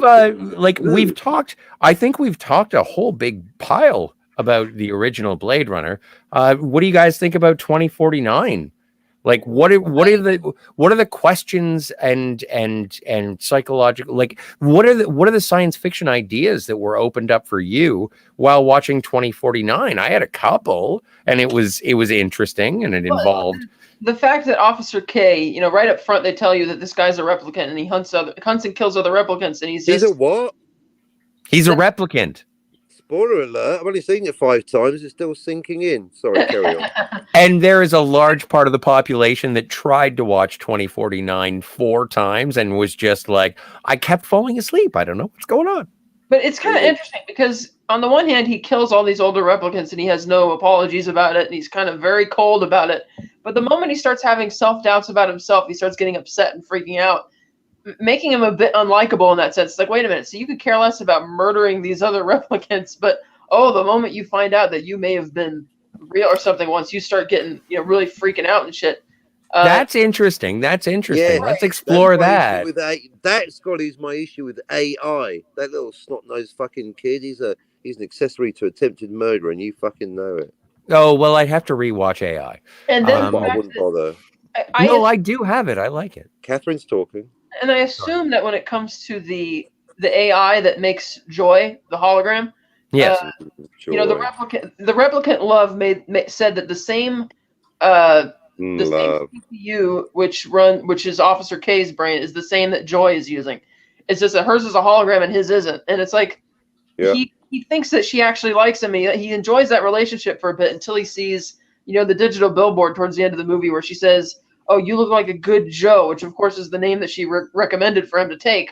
And so it's like, how much? It's like, okay, so was it that Joy actually was in love with him, or it's just the algorithm basically learning his mannerisms and stuff? And so he realizes that in a sense it's fake, but at the same time, does it matter that it's fake if it felt real to him?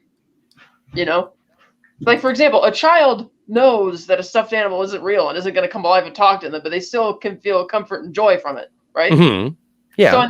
So in that way, I never got hung up on the fact that Roy and Pre were in love with each other. It didn't bug me that they were replicants, because it's like, well, yeah, that makes sense, because if the replicant is designed to try and look as human and trick other people into thinking they're human, then of course they should be able to love, because if they're able to make other Pre? Yeah. I was going to call her on it, but hang on a second. Be gentle. Her name is Pris. Pris. Okay, Pris. Whatever. Yeah. But that's so very French. No, maybe we're wrong and you're right. Maybe it's French. I like that.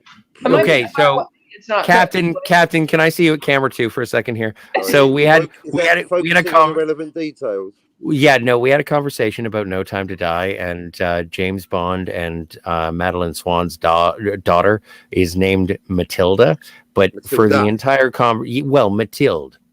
And as Kat was talking about it, it was always Mathilde. But as it Americanized further and further through the conversation, and so eventually she did say Matilda. So yes, no, Kat has a very sophisticated enunciation until she gets bored. I'm saying it Pre from now on. I like it. I think I'll have to look that one up. I can't remember if they said. Did they actually say her name in the movie? I can't remember. Yes, Pris. Okay, Pris. Okay, then it is Pris. I was wrong. This is for Pre. And in No Time to Die, they call her Mathilde. I'll have to, yeah, because right, and so, so to me, I kind of liked that concept that does it really matter if it's programmed or if it was just an algorithm, if it felt real to him, but at the same time, because he's such a callous bastard, the way he just, I'm going to kill all these replicants, and the way he tells Sapper Morton, just accept it, it'll go easier. It's like, well, why the fuck should he accept it? Of course he's going to fight for it, And then I did like the weird, how Love had this weird duplicity where she, on the one hand, is totally obsessed with earning or receiving Neander Wallace's praises. She's just totally obsessed with pleasing him. And yet when she goes to kill Officer Joshi or Sergeant Joshi at the police station, she correctly says, "Look, Joshi, you're just afraid of the fabulous new. That's why you're trying to put us down."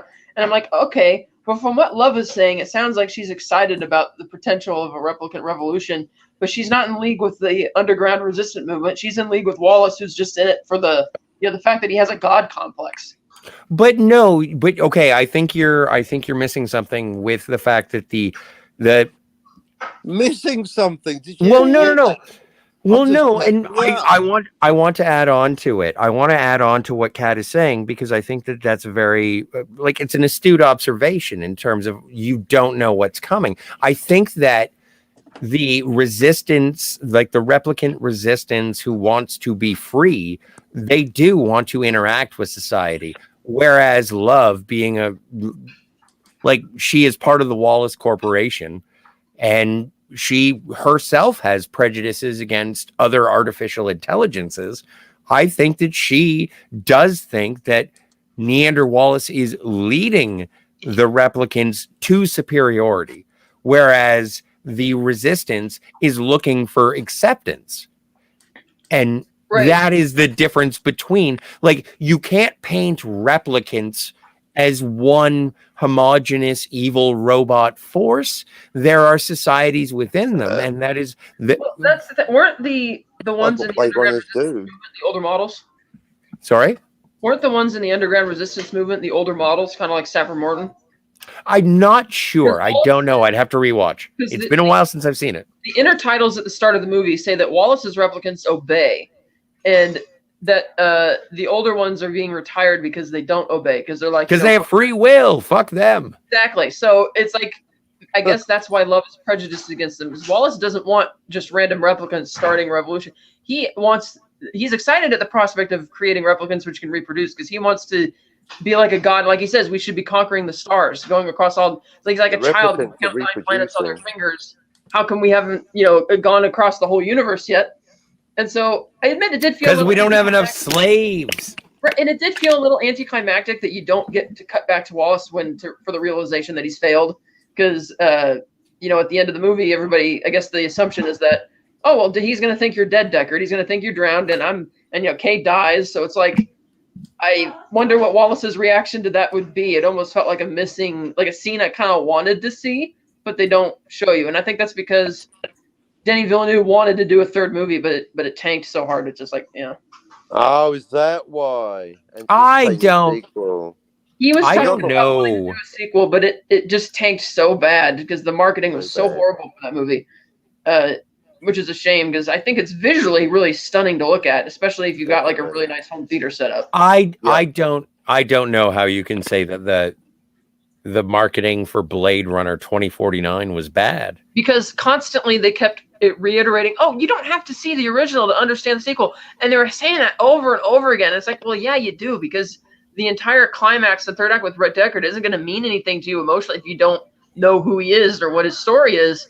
And it's like, why would you only tell people that you don't have to see the original as opposed to marketing what this new movie is about?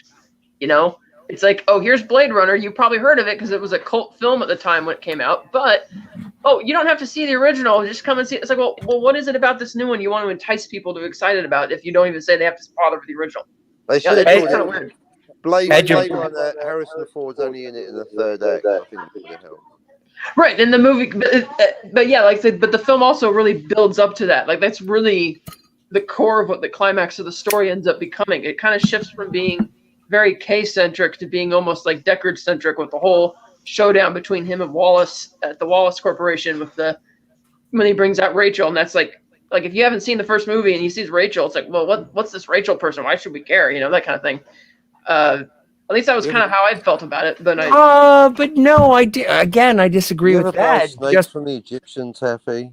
But just because, like, the entire thing is the reason that this sparks the plot, I suppose, is based on the fact that they find the bones of a replicant who died during childbirth. And so it is something new. And I guess you would want to find the father.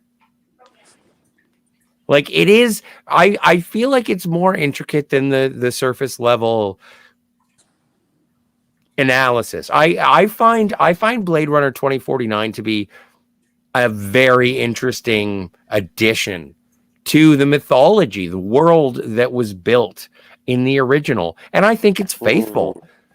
I think that the philosophical ideas are sound to build off of the original, especially when it comes to holographic AI as being any less relevant. Like, of course, it comes from a source code, but like Joy in the Giant Banner, as we call her, nude Joy, she's at the base programming just to be like, you horny, you want to jerk off? It's great. It's cool. You look like a good Joe. And then, but no, the AI will evolve. And if that comes with updates, does that come with its own self-learning? I don't know. Do you?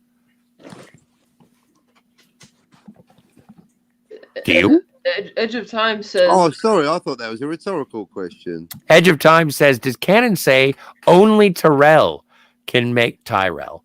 Can Yeah. Tyrell? It doesn't. It doesn't specify either. No, I have to way. read it. I have to read it. I have to read it so anybody who's listening to Sorry, this in their let's read car. it. I see. Sorry, car people. Here's the question. Sorry, that I car can't people. answer. Here's Where the we're question. going, we don't need roads. Edge of Time. No. Does Canada Unless you say get British only Federation. Tyrell can make replicants? Ever buy replicants off the black market, Taffy? All the time, pal. All the time, pal. Yeah, Hey, it doesn't the say man either is way. dry. You think the police station though would buy a replicant for purposes of being a Blade Runner off the black market as opposed to buying something that's probably more reliable The from police. No, so there you go. So Well, so only there- until there- the Wallace. Only until the Wallace Well, now we've model. got 3 categories. What about legal non-Tyrell replicants? So we've got 3 categories: illegal replicants, Like Tyrell GoBot replicants. replicants? Well, then maybe there's a right. I mean, he shouldn't have a monopoly if there's still capitalism. So maybe there's Scotty's replicants, Oh my But God! maybe No the one police- wants more of me. and then Tyrell would be interested because now it's a rival make. He's like Bill Gates looking at Mac OS. Is that Scotch? No, it's Pabst Blue Ribbon. All right. To be fair, it's a known unknown. And of course, we're talking about movie, transmedia verisimilitude. It might be answered in the book, but that's a separate issue. He's a human in the book, of course. So it's a really good point. It's a great. Yeah, but the book is very different. Exactly. So I would say that I think we can't assume either way, but I think it's fair to say there's very possibly 3 categories of replicants: illegal, legal Tyrell, legal non-Tyrell. We'll call them Scotties. Oh my God! I don't want to be I don't want to be a poster boy for artificial life. I will say You kind of this. look like you are. I will say this regarding 2049. I found it Your odd. basic plate model. I found it odd that the underground resistance movement of replicants didn't care to try and start a rebellion until they found out that they could reproduce. Because it's like Roy Batty knew he couldn't do that. It didn't stop him from trying to seek justice and to seek liberation. It's like why would the new replicants care, or the ones in 2040? The idea that we're more, because she says the leader says to Kay, we're like a more human than human or something. It's like, well, what difference does it make if you could reproduce or not? Who cares? If you hate your lives and don't like being second class, third class citizens, then why don't you rebel anyway? I think that's the crux of 2049. It is a step in evolution in replicants. Like what was okay? Roy Batty was a replicant 6. Replicant 6? Nexus 6 or and Rachel's a Nexus 7. 5. Oh, I thought she was a Nexus 7. No, 5, because she didn't have superhuman abilities. Otherwise, she'd know she's a replicant. We figured that out on my show, logically. Any replicant that doesn't know they're replicant, such as definitely Rachel and possibly Deckard, if you find yourself lifting a car, you're like, well, either I'm in the wrong genre and this is a superhero movie, or maybe I'm in Nexus 6. I find myself lifting up a car. Therefore, any replicant that doesn't know they're replicant, including but not limited to Rachel, has to be given false memories, including but not limited to Tyrell's niece, who's fucked off to New York with a new career as a fashion designer. I'm riffing a bit.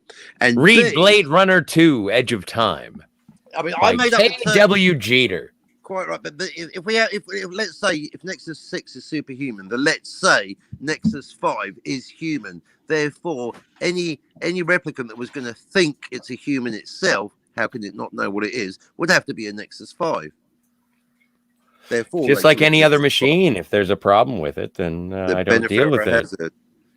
Benefit, yeah. If there's a benefit, it's not my problem. One of the excellent lines in the movie. But if it's a benefit, it's not my problem. How is it a problem if it's a benefit? Just never actually mentioned that before. Just perfect example of why it's such a great movie. What a great. But also that line itself is sort of, it lends credence to the idea of Deckard being a replicant. Is that if he sees it as a binary, then that would lean towards any binary replicant, seeing things in binary terms. Yeah. So I ask you, Captain, in binary terms, is he a replicant? How can it not know what it is? You know my answer. It's yes. I know. No, I'm just saying the binary itself makes you a robot. The thing is, Catherine, I took on board the most convincing arguments of both sides, what is now called the Doomcock position and the Burnett position. Who the fuck is Doomcock? I know, right? That's what Burnett said. Anyway, some hipster apparently. Moving on. The point being, it's Hey, both. Captain, did you see our Moonraker both. conversation where we talked about the history of cinema, the end of the world, I Moonraker, did, and I everything? featured, but very quick. I did because I think once again, It's a good show. You should check it out. Racing period in historical. No, to the second answer I've got, the second best answer is he's a human, Catherine. Then he's a replicant. He dies halfway through the movie. It's actually Rachel that kills him. She's not into the sexual assault, but that's not important right now. The point is, he starts off as a human, thereby ticking off all the boxes that people think he's a human, and then he's replaced by a replicant with the exact same memories. And for the second half of the movie, he's a replicant, thereby answering all the most valid points of all the people in the replicant camp. There you go. Quad era demonstratum. Done. He's a human. He dies. He's a replicant. Good night. Now, on to Moonraker. Now, did you know of all the adaptations of all the James Hang Bond on a second there, Charlie. You lay on that tutor anymore and you're going to get a sock in the mouth. So anyway, Cam Cam is here. And I just wanted to give a big shout out to Cam Cam because he has been a supporter of the Phantasmagorium show since, nigh on infinitum. So, hello, Cam Cam. And Naladoc. Cam Cam. This is we one of those. That war game, Cam Cam. We just got to sort of get a war. We got a war. We just now need the game. Well, Kat, do you have a favorite war movie? You're a big fan of the conflicts during the mid 20th, but like I hate to talk like Sandra Bullock from Demolition Man, but do you have a favorite historical conflict? If that's a foreplay, I'm a dead man. I don't know. No, put on the helmet. I wouldn't know if I'd use the word a favorite conflict. No, but I mean the most romantic of the bloody war. I do read a lot about the Pacific conflict simply because, for whatever reason, the media and documentaries aren't that interested in it. Like, there's so many goddamn movies about the European campaign and the Nazis and D-Day and all that shit, and I'm like, you know what?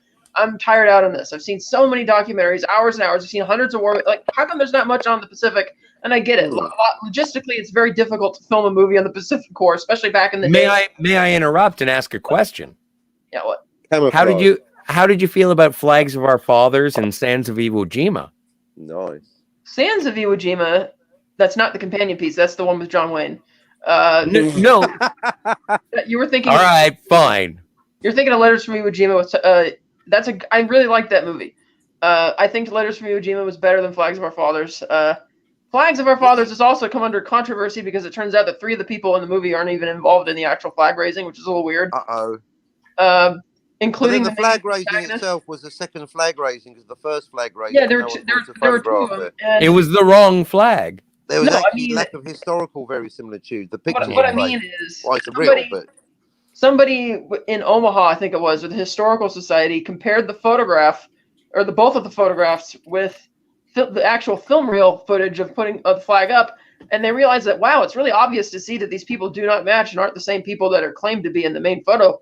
Not that I give a shit. It's like, whatever. People serve, they're fantastic. But for the storyline in the movie and in the book that it's based on, I have up there, they're talking about, the author talked about how his father, he raised the flag the first time and he helped raise it the second time and he hated going on the Bond tour and always didn't want. And it's like, well, is it a situation where because the other raisers were dead, they simply or they couldn't identify him, that they said, look, we need somebody to go on the Bond tour, just shut up and let him think it was you, and he just kept his mouth shut all those years? Because I don't see how that wouldn't, because it just seemed very odd that they did all this research for this movie and they're like, oh yeah, and he did his research for his book, and it's like, oh, it turns out the 3 of the people they said were in the photo weren't even in that particular photo. Oh, the Bond tour, buying bonds. I thought a nice link to Bond, but only verbally. But yeah, the Flags of Our Fathers is still a good movie despite those discrepancies. Letters from Iwo Jima I thought was a fantastic film. It stands for Iwo Jima. They got to shoot a little bit of it. Stands.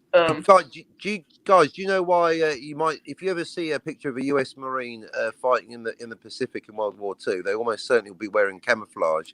Where if they're fighting in the European theatre, they're almost certainly not wearing camouflage. You ever notice that? What? What do you mean? In the Pacific theatre, basically the island hopping, the fight towards Japan. The U.S. Marines, I don't know if most or all of them wore camouflage uniforms. That was the case, but not in Europe. So what did they wear in Europe?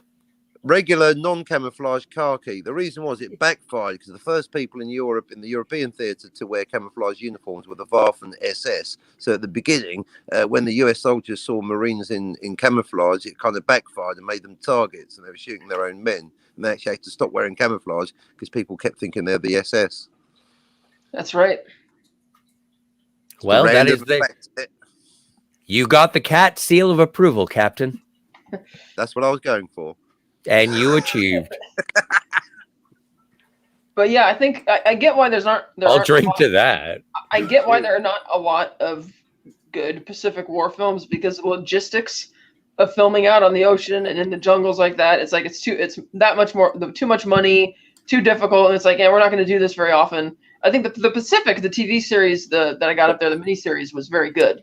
Well, may I offer my emotional 2 cents for a moment in terms of the Pacific Whoa. Theater? Yeah. Is just I find the Pacific Theater to be rather brutal warfare. far Yes. more brutal than the European theater did not hold a candle to what you had in the Pacific for some of the Yeah. It literally made the Nazis seem friendly. Literally. Well, I don't want to speak in terms of cultural differences of war, but like it was not the fun gentleman's war. And I know it wasn't a gentleman's war in Europe, but like it wasn't like there's something that it's like when I watch Vietnam movies or Korea movies, it's just like, oh no, this is a battle to the death. Whereas in the European theater, it's more like a battle for power.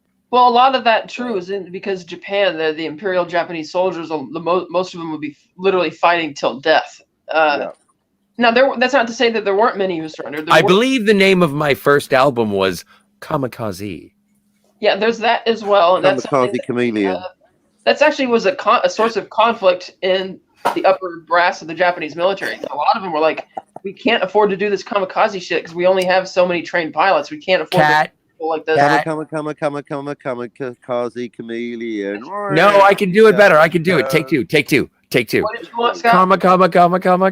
Me. No. What were you gonna say? Why did you cut me off, Scotty? Kazimian. No, I can't do it. I can't find the lyrics. Divine wind, you come and go. We're just riffing on Boy George and Suicide Pilots. That's You all. only buy enough gas for a one-way trip. Why is that so? Well, because you'd think that you need a lot of gas for the thing to blow up. He doesn't even have a license, Lisa. Like, okay, so Kat, describe your perfect kamikaze mission. I don't know. It completely depends on what the target is and what the aspirations of the mission is. You know what? I love that you have provisos. Well, obviously, like, what would be? I don't fucking know. I mean, it's like First of all, life insurance. We're gonna blow up the Baldwin Mansion. He shot is first. there a Baldwin mansion? I don't know. Of course. Is there I bet anything they got better than being a anti-aircraft. Baldwin? No. I'm sure the Naladoc could tell us all about that because I'm sure that's been happening plenty of times in South Park's history.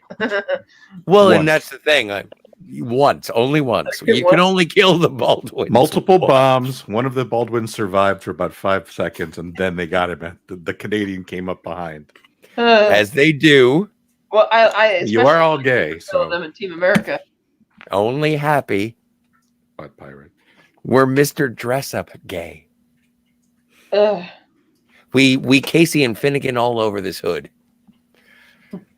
Anywho, so yeah, so Kat, if I may, without spoilers, like with the Ghostbusters, the new Ghostbusters, there, you didn't like it.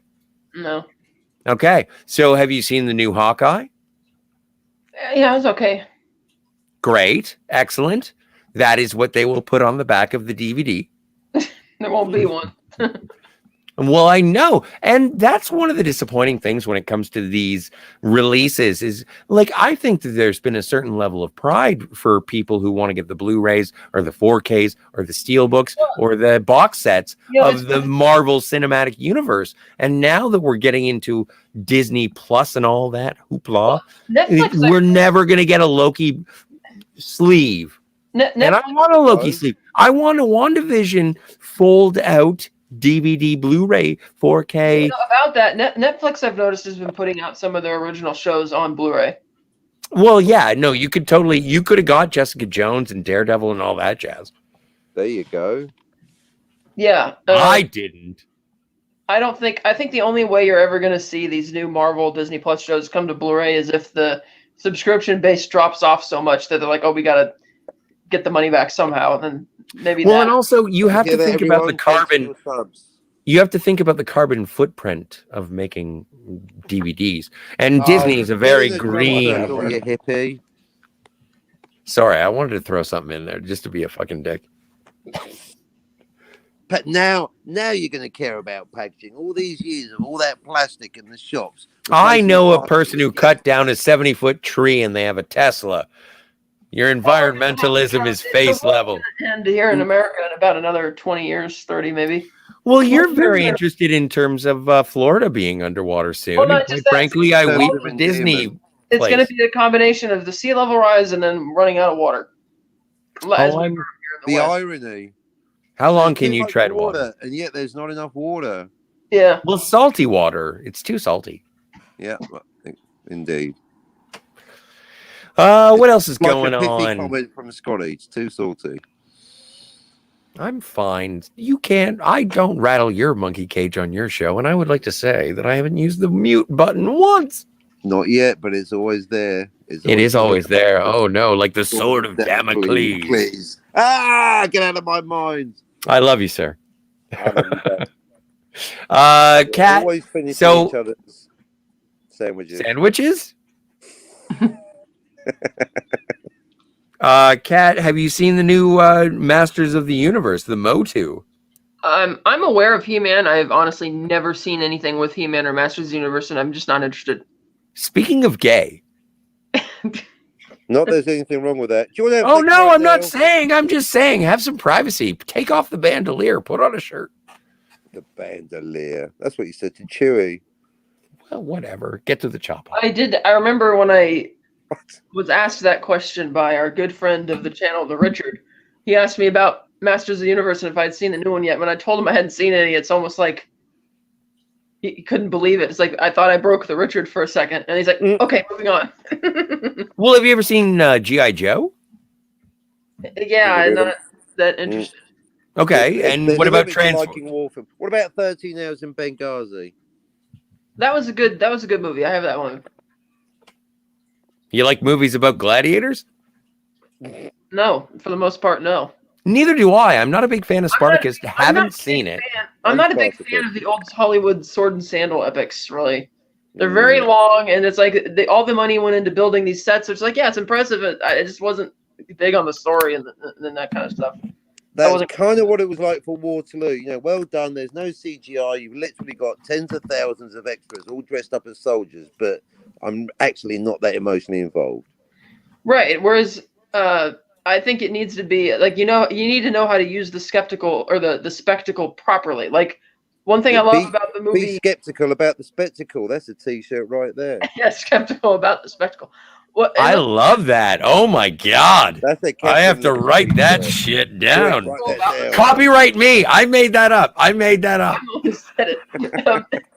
But yeah, it's like you can have spectacle, which is really good, like in the movie Zulu, for instance. It's like that whole movie is an excellent exercise in building up tension because of when you know what's going to happen, so that when they finally have the army there, it's like, oh my god, and you're feeling the fear that all the other soldiers are, and it's just so good. And I've seen that movie so many times as a little kid growing up. I need to get the Blu-ray, but recommended. They need to do a 4K restoration. Get Kino Lorber on that shit. Yes, they do. The Blu-ray is good in the meanwhile, but yes, I agree. We need shirts. We need merch. We need mugs. We need action figures. We need NFTs that say skeptical about the spectacle. Like we've just built a brand. You get 90%. I want $12. A book on mathematics. You get 90%. I get 30. Oh, just give me a calculator. It'll be My fun. calculator. I said I'll see you later. Science blinded by. That's the power of math, people. Oh, don't you do that. Don't you fucking disco all over my happiness. She blinded me with science. Boom, boom, boom, boom. Now, may I go off topic just for a little second here, just because I'm going to, like, Whatever. perceptively, I'm going to fat shame. I'm sorry. There was a time in my life when I remember seeing Animaniacs and Wacko Warner That sounds like a spare hammer for Thor. called James Doohan Big Fat Scotty from Star Trek. Wacko Yolner. And I'm just saying, I'm sorry. Like, I'm not even sorry. I am merely identifying object on screen in the same way that Wacko Warner does. I'm saying Big Fat Tilly from Star Trek. Am I wrong?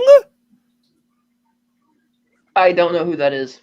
Fair enough. That's the best answer. Correct. She's called Tilly, and she's got red hair. Is that correct? She does. She is a gorgeous ginger in seasons 2 and 3, but for some reason, Of the original. being on a major no, this is Discovery. She for some Discovery. reason she may be pregnant. If she's pregnant, then I wish her the best in terms of her development, growth, and life-giving powers. But I'm just saying, as a person that I like to watch on television, you look like a Walmart. Anyway, I don't know why I would ever want to see a person like you in a Starfleet uniform. That sounds like a And fact. well, yeah, no, it totally is. It totally is. But there is a certain aesthetic promise when it comes to audio visual entertainment. And Is quite frankly, yeah. Is there? Yeah. Where? Twitter out here going to cancel you. I've been canceled before. It's Well, fine. you're going to be canceled again. Great. I don't want to be canceled. I'm just saying, like, offer it up. If we can call James Doohan Big Fat Scotty from Star Trek, why can't we talk Mary Wiseman being Big Fat But that's not how Tilly they- from Star But Trek? that wouldn't be how they introduce him, say, at a convention. And now here comes Big Fat Scotty. They don't do that. No, it's a pejorative, of course. That's what I mean. Is it Like, really? I mean, Didn't Scotty only really get big towards Star Trek 5 and 6? Well, we're in Star Trek. No, Star Trek 4, I would say, is when. No, Star Trek 3. No, Scotty only was thin in Star Trek 1. 2, you could argue, but No, by he 3. wore the engineering radiation suit a lot. in that Yeah, one, so yeah, that height- exactly, It's yeah. slimming. It's very slimming. It was hard to be fat in Star Trek the Motion Picture because Oh of the my uniforms. god! Yeah, you couldn't. So, but by the time you got to Star Trek 2, yeah, no, Big Fat Scotty was Big Fat Scotty from Star Trek. Like, he was fatter than Shatner. Oh, Or at come least on he was par. definitely carrying more weight. Yeah. Yeah. So I'm just saying, like, objectifying celebrities is kind of a thing that fans do. what are your feelings about Carl Stromberg then? He was kind of on the heavier set side. Who's Carl Stromberg? From The Spy Who Loved Me, the villain. We watched it last week. No, he was middle-aged pear shape. He's fine. Still on, Like, I wouldn't call him big fat. What about Goldfinger? Oh, he's big fat. What about Scaramanga? But did that bug you? No, he's a rake. But did that bug you watching Goldfinger and him being that way? Well, I would just wish that he would put the fork down. Yeah. Jesus, Scott. I don't care that it's a gold fork. That's a parody right there, Gold Fork. No, but I'm fat shaming. Like, don't exalt this opinion. It's merely a thought experiment. I'm just saying, like, when you're looking at different people, Thought experiment. It's a thought experiment, all right.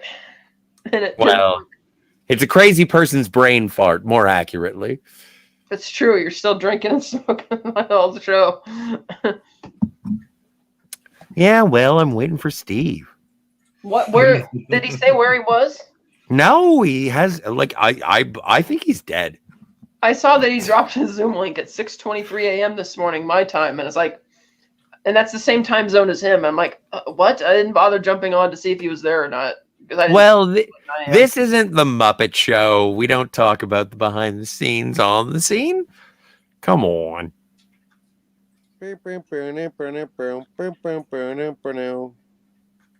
On the Yoda show tonight. Steve is a boy who enjoys a long weekend, as do I. That's why I smoke and drink on screen now. Remember the times when I was like asking? Do you remember? This seems so long ago. It was like a week. Hey, but you're Yeah. like James Bond. You make it suave. He I'm is. not He like always that. asks me, "Do you mind if I smoke?" And I say no because we're like, not even in the same country.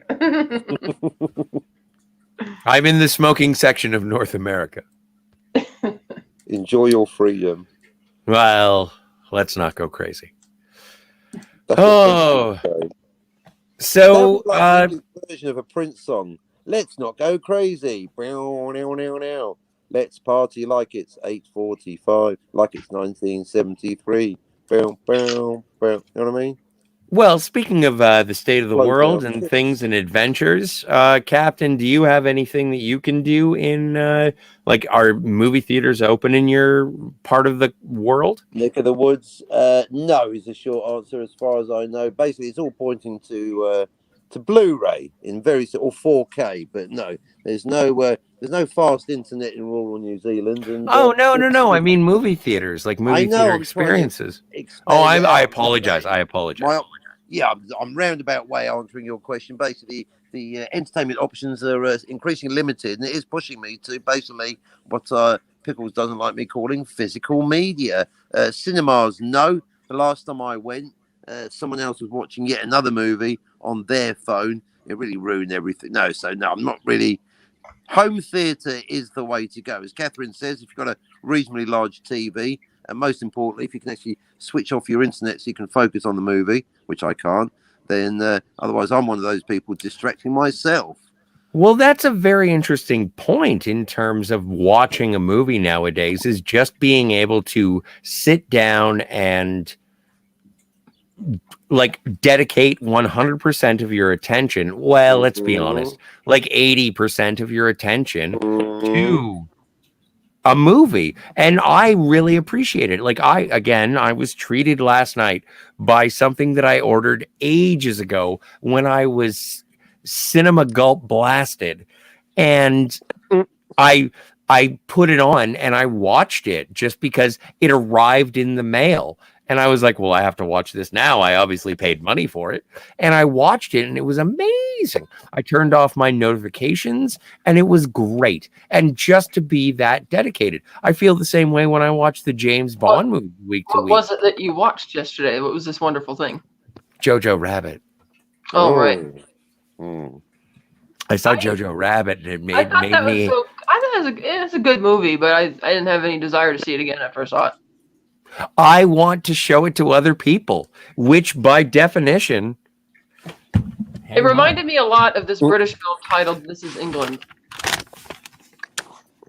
I would no Jojo Rabbit for my personal cat. We've talked a lot about rating James Bond movies, but we haven't really talked about my personal 007.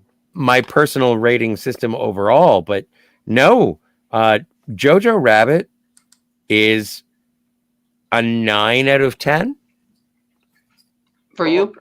Yeah, personally, 7's average, isn't it? 9 out of 10 is I would like to watch it with other people. I mean, certain emotional beats I could see coming a mile away, so they didn't hit me as hard as they hit other people. Like, there's certain moments in that movie where the audience just gasps. And it's like, yeah, I know what's going to happen. I mean, for me, that's a 1 out of 10 movie is a movie I'd like to watch with one other person and make out with them instead of watching the movie. Well, that was the beauty of Starbucks, Blockbuster back in the day. Is that like as a young man in high school, I would go to a Blockbuster and I would want to see a movie, and I would know that the dudes with cars and girlfriends came to the Blockbuster, rented the movie, and they weren't going to watch it while they were banging their girlfriends, or vice versa. Girlfriends did that. They got in their cars. But I was just saying that these people were not watching the movies. They were busy having sex. I never was a Blockbuster person. I went there maybe to buy some of the ones they would sell, like DVDs. But I've heard a lot of people who I knew had Blockbuster said it was really bad. Like, they would get falsely accused of renting out movies they never rented and told to pay the late fees and shit. And they were able to prove that they didn't buy it, but they get charged for them anyway and stuff. I'm like, I'm not really into that. We went to this local place and said, But did you have a local video store? Well, we have both. There was a Blockbuster, and then further down, closer down the road, was one that was called I can't remember the name of it. Plaster TV Video was one, I think, and that was pretty good. And they had pretty decent selection, given how small the store was. But never got into Blockbuster before we started doing the whole Netflix DVD by mail thing. Which, for some reason, I don't understand why the DVD by mail service had far larger library of films to choose from than did the streaming. Because it's like, once we stream things, all the deals and the leases are going to be different. But you can have all of our movies for DVD. No, but that's a difference between physical media and streaming, because streaming can be categorized regionally for their licensing right, whereas the physical media itself, the disc, is you're transporting a single disc, and so it. And I do wonder what they're going to do with all the discs once that program went away, or once it does go away. What? Shred them? They're shred them. Oh, really? Logistically, to try to, I can actually discuss a bit of this. Logistically, it would be a nightmare to try to make any kind of revenue on those old discs. You'd literally have to hire people in a small department to get rid of them. It's easier economically to shred the asset instead of just putting them in a box that says free. Exactly. That's right. There would probably be complaints from the studio if they did that. That's exactly what I was going to say. You start getting into liability then of the ownership of the media, the transfer of the ownership of the media. Just like it's different when you and I go to a yard sale and pick up a DVD or something. No studio cares about that. When you're talking Netflix, they're going to care about that. So, oh God. Yeah, like they always say on the copyrights and stuff, this is not for resale or blah, blah, blah. But everybody ends up selling shit at yard sales and they don't care. God damn it, Scott. Do you enjoy that film? That awful CG beetle? It's got Michael Keaton. What are we talking about now?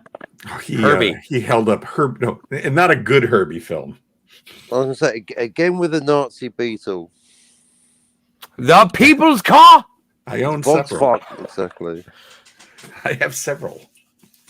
Yeah, I know. And you know what? Maybe you should see Jojo Rabbit. Okay. It's on my list, man. It should be. I haven't seen it. Well, then I believe that's an affirmative. Really? Well, when are we going to watch Donnie Darko together, the director? Oh my God, I don't know, man. It's going to be. I got to go from S. Darko. I'm gonna see the thing. Okay, so whenever anybody brings up S. Darko, and I understand it's about Donnie Darko's younger sister, the thing is that I always I equate it with American Psycho 2 with Mila Kunis and William Shatner. And it's like, of course I'm going to disregard this. There was an American Psycho 2? With Mila Kunis and William Shatner. I have no knowledge of this film. Neither does video. It didn't hit theater release. I don't know. I don't know the release. I'm on it. Oh, I have a message. From an American Psycho. No, that'd be American Psychic. It's Mila Kunis on the line, everyone. Here. Anyway, she's asking Jeeves. Not Duck, Duck, Go. No. We don't believe in ducks. Nice weather for ducks. Quite. Anyway, transitions. Wasn't that the last words of the leader of the former leader of Libya? Gaddafi duck. Oh no! The last words. Oh my God! What did Hillary say? What did that lady say? Speaking of Kathleen Kennedy. All right, let's see. We got the fucker. Is this camera on? I think what her said exactly. It was the look of glee in her eyes as she got the news of. I apologize to everyone on headphones. We got him. Okay, it does not say. It said. Okay, it doesn't say if it. So Cam left. He said bye. It doesn't say if it got a Blu-ray. Wow. It doesn't say if it got a theatrical release or not. It did get DVD, VHS, Blu-ray. Directed by Morgan J. Freeman, and no connection to the original film. standalone sequel. I'm guessing that it probably was a direct-to-video thing. I can't. Well, it does have Troll- it Troll has a 2. poster for what you would think would be a theatrical release poster. Let's see. It's too difficult to read. It's all blurry. I don't think that. Well, let's see. June 18th, 2002, 88 minutes. It might have been a theatrical release. I don't know. I think it needs to be done on Terje's cult classic movie corner. That's right. It wasn't supposed to even be. Is that what that show is called?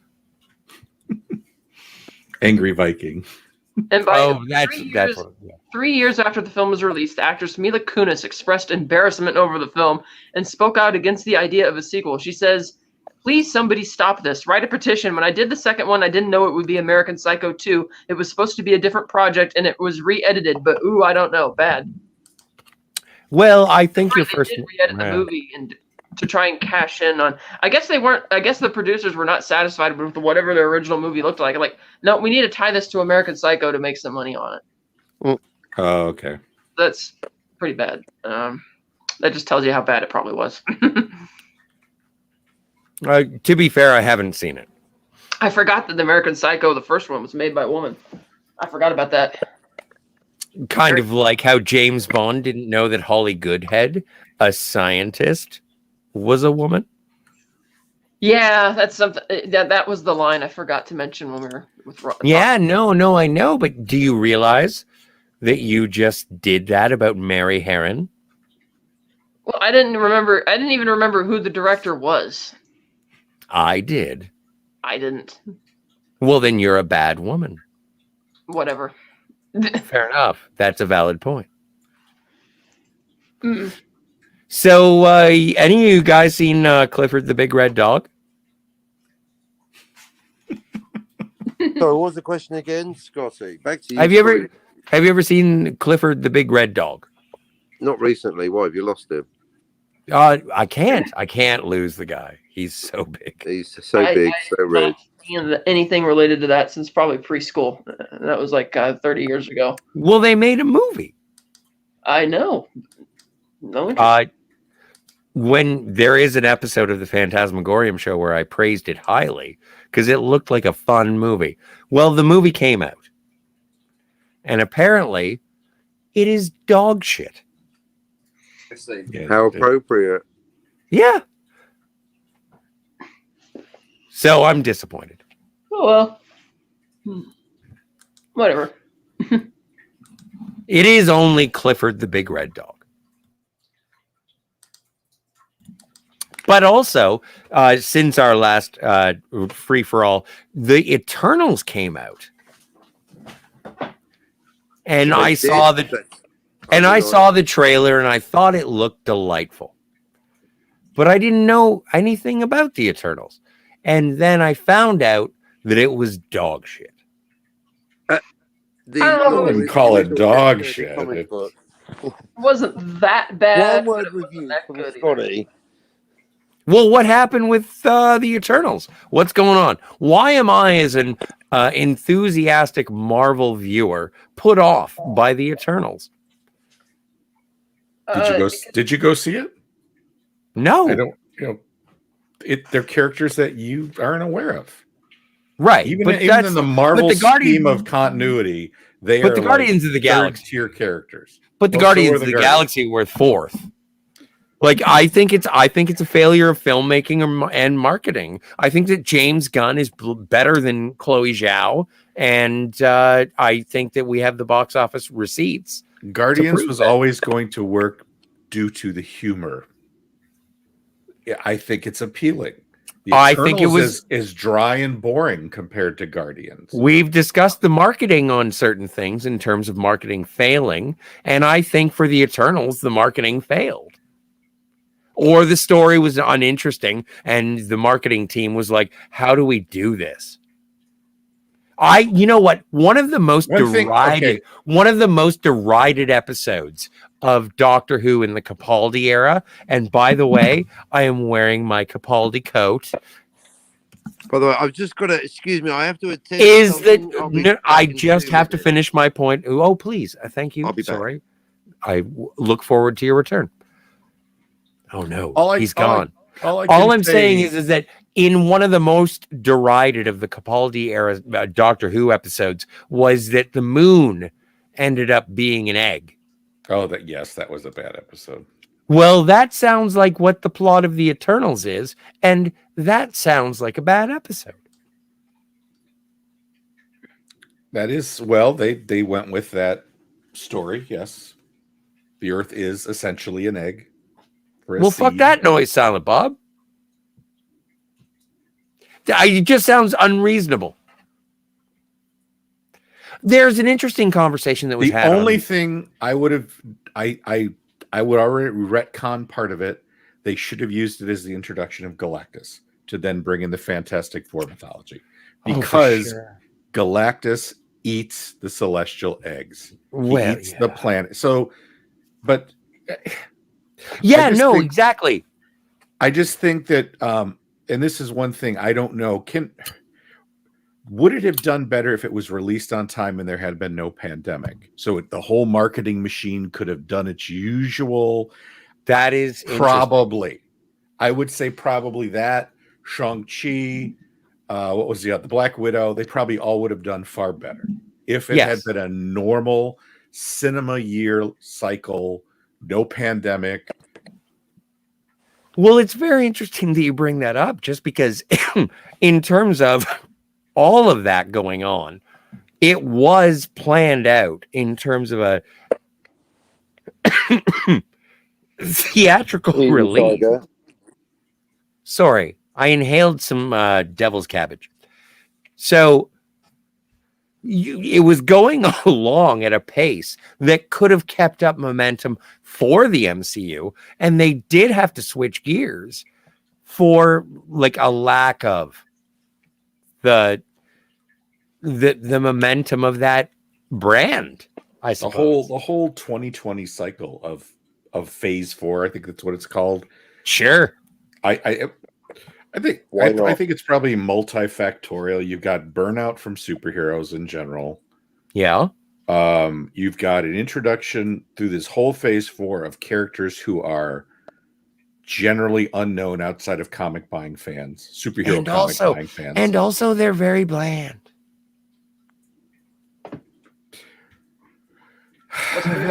They're very bland. They fall. They recline into the mattress of the Marvel Cinematic Universe, and they don't stand out. They have no charisma. They are part of the color palette.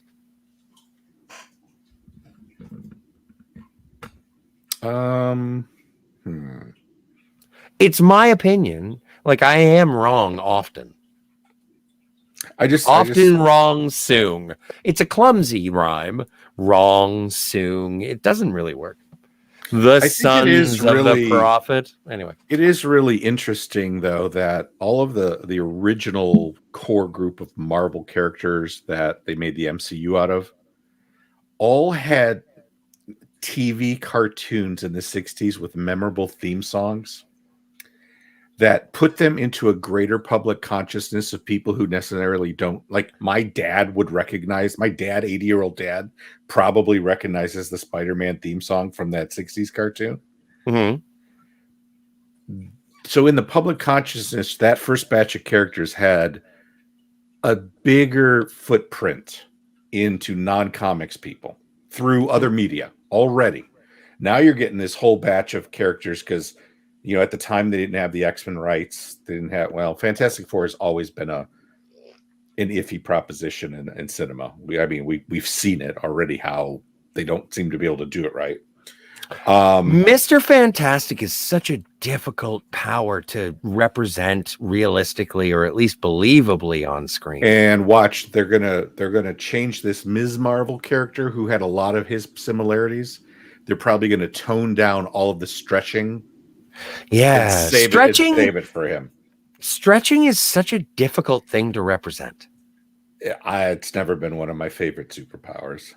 No, but the thing is that very few artists I feel do it justice either. And you have different styles of it.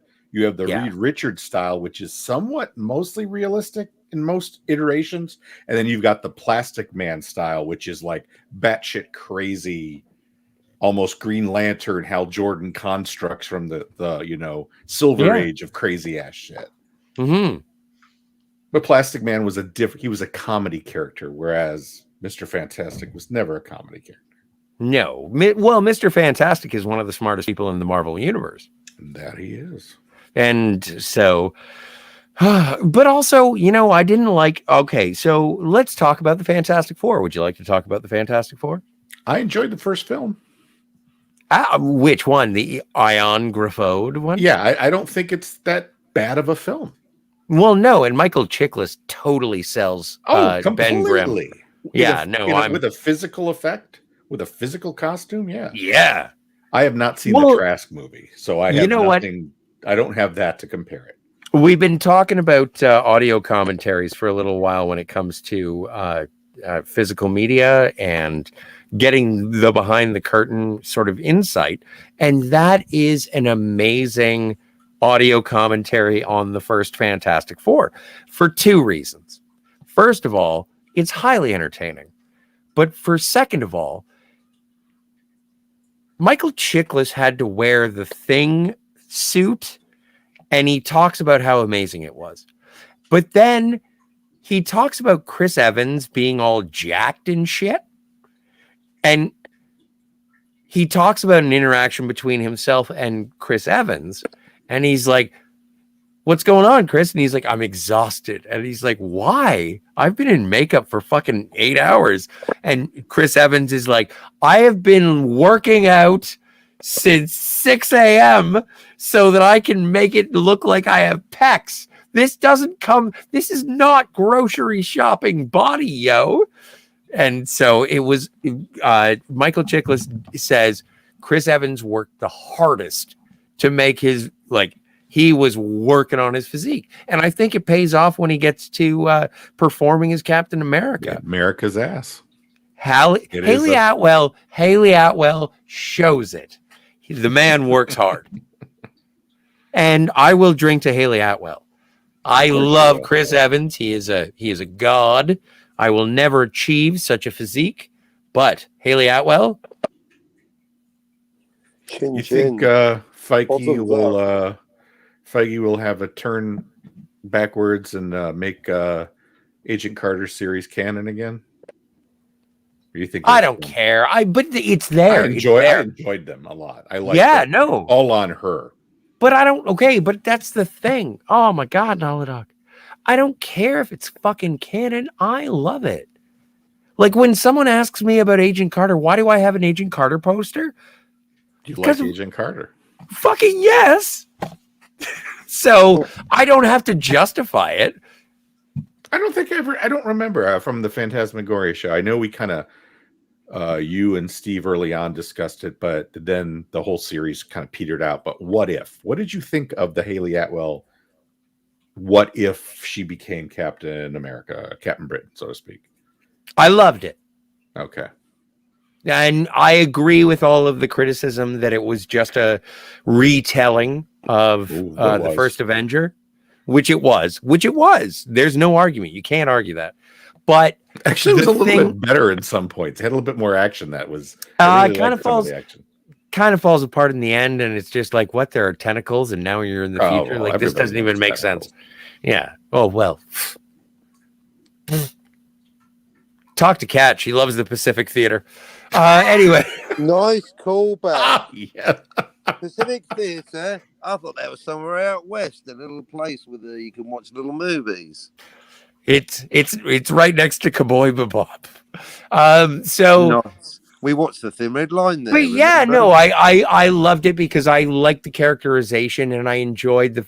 You know what? And I've always considered Captain America: The First Avenger to be a superhero romance story more so. I think that Captain America: The First Avenger is the reason that I fell out of love with Spider-Man. And I think it's because of the romance between Peggy Carter and Steve Rogers. And so I really enjoyed the What If, because when Peggy got to be powerful, she was still in love with Steve. It made my heart joy.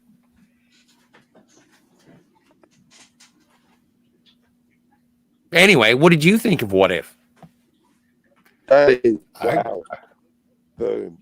What if actually had what if story? I didn't watch the zombie one because I don't give a shit about zombies anymore. Yeah, zombies are played out, aren't they? Oh, Aren't did you they? ever? How do you feel about zombies, Cap?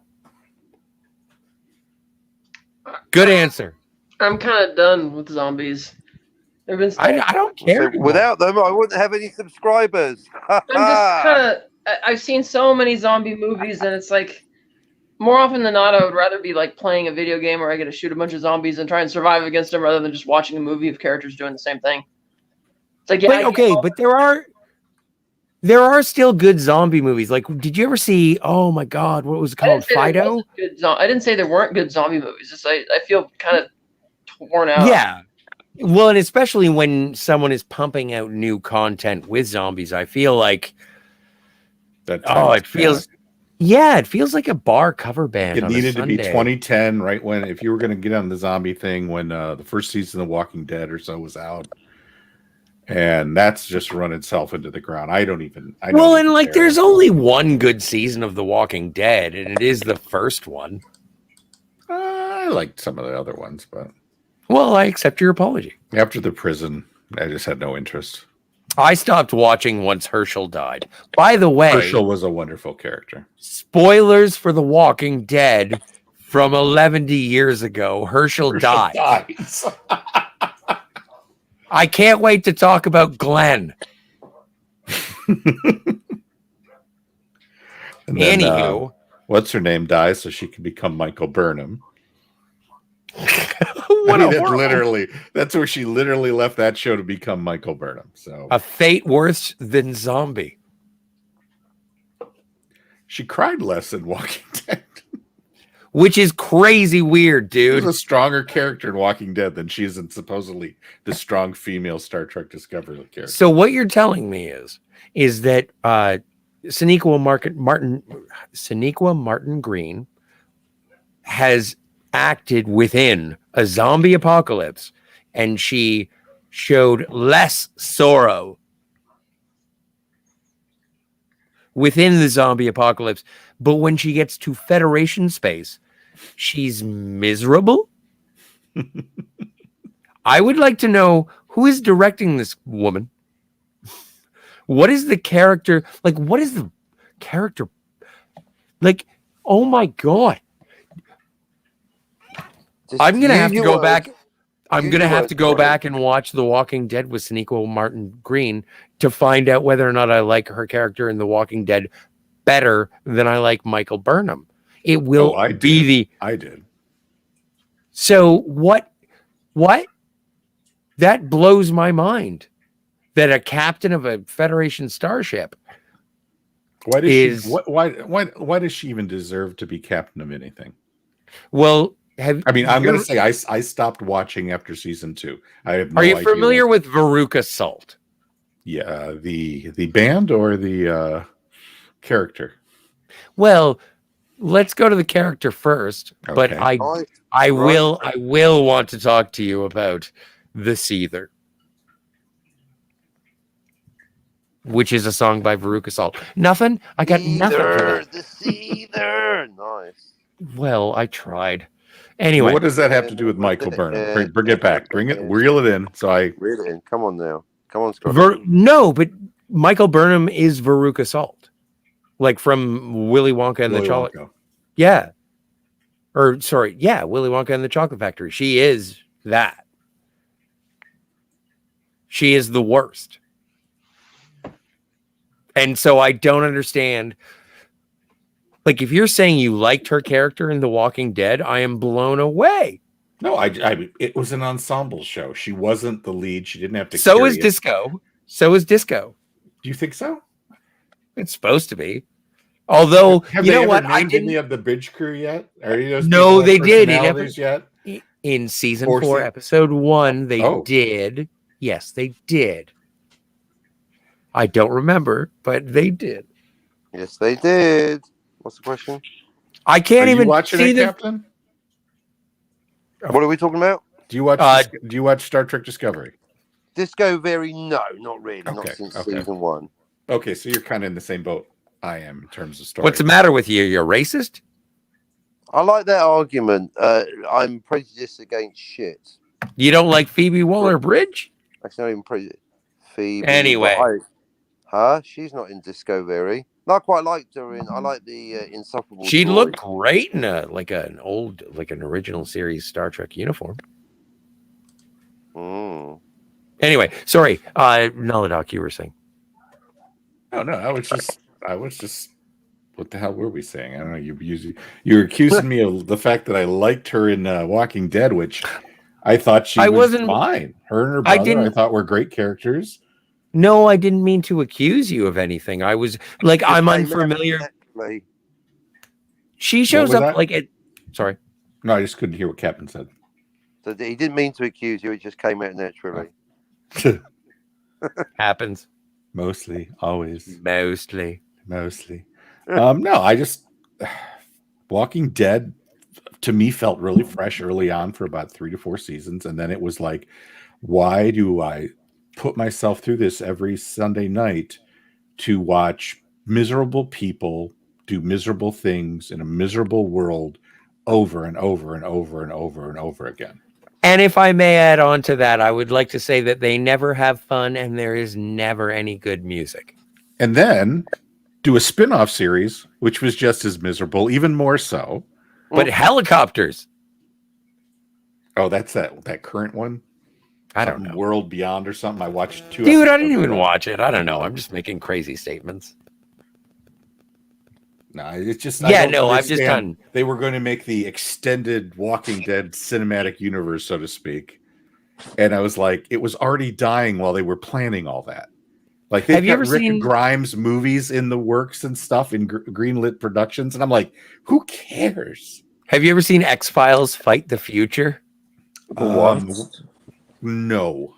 Wait. Yeah, and it's the same thing. It's the same thing. Film? Was that the film with the X-Files people? You know, the Foxons and the Mulders. No, it's so long ago. Yeah, no, I saw it in the theater. It's got Martin Landau. I think we did see it. I do think we did. But that's the same 4,000 years ago. Yeah, but that's the same thing with the Walking Dead movie when they make the Rick Grimes and Shaniqua, Mark, and Green. Oh, she's dead already. Well, no, she lives on in the mycelial network. But yeah, no, it's the same thing. It's just a marketing. It's just a cash grab. Have more product. Yeah, more product. There you go. They don't have any plan. Do they look like a bunch of people who have a plan? Not anymore. I mean, the show's over with, I guess. Well, it's the last season. What's going on with the? What's going on with that? Oh my God, what's it called?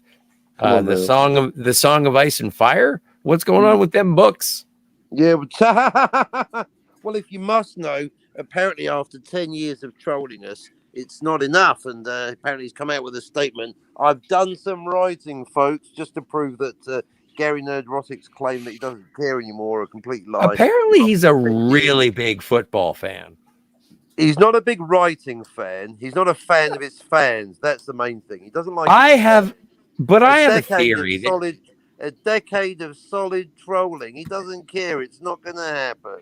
I'm just saying it doesn't matter. He got a shitload of money from HBO, right? That was HBO, right, or Showtime? No, they gave him like $12.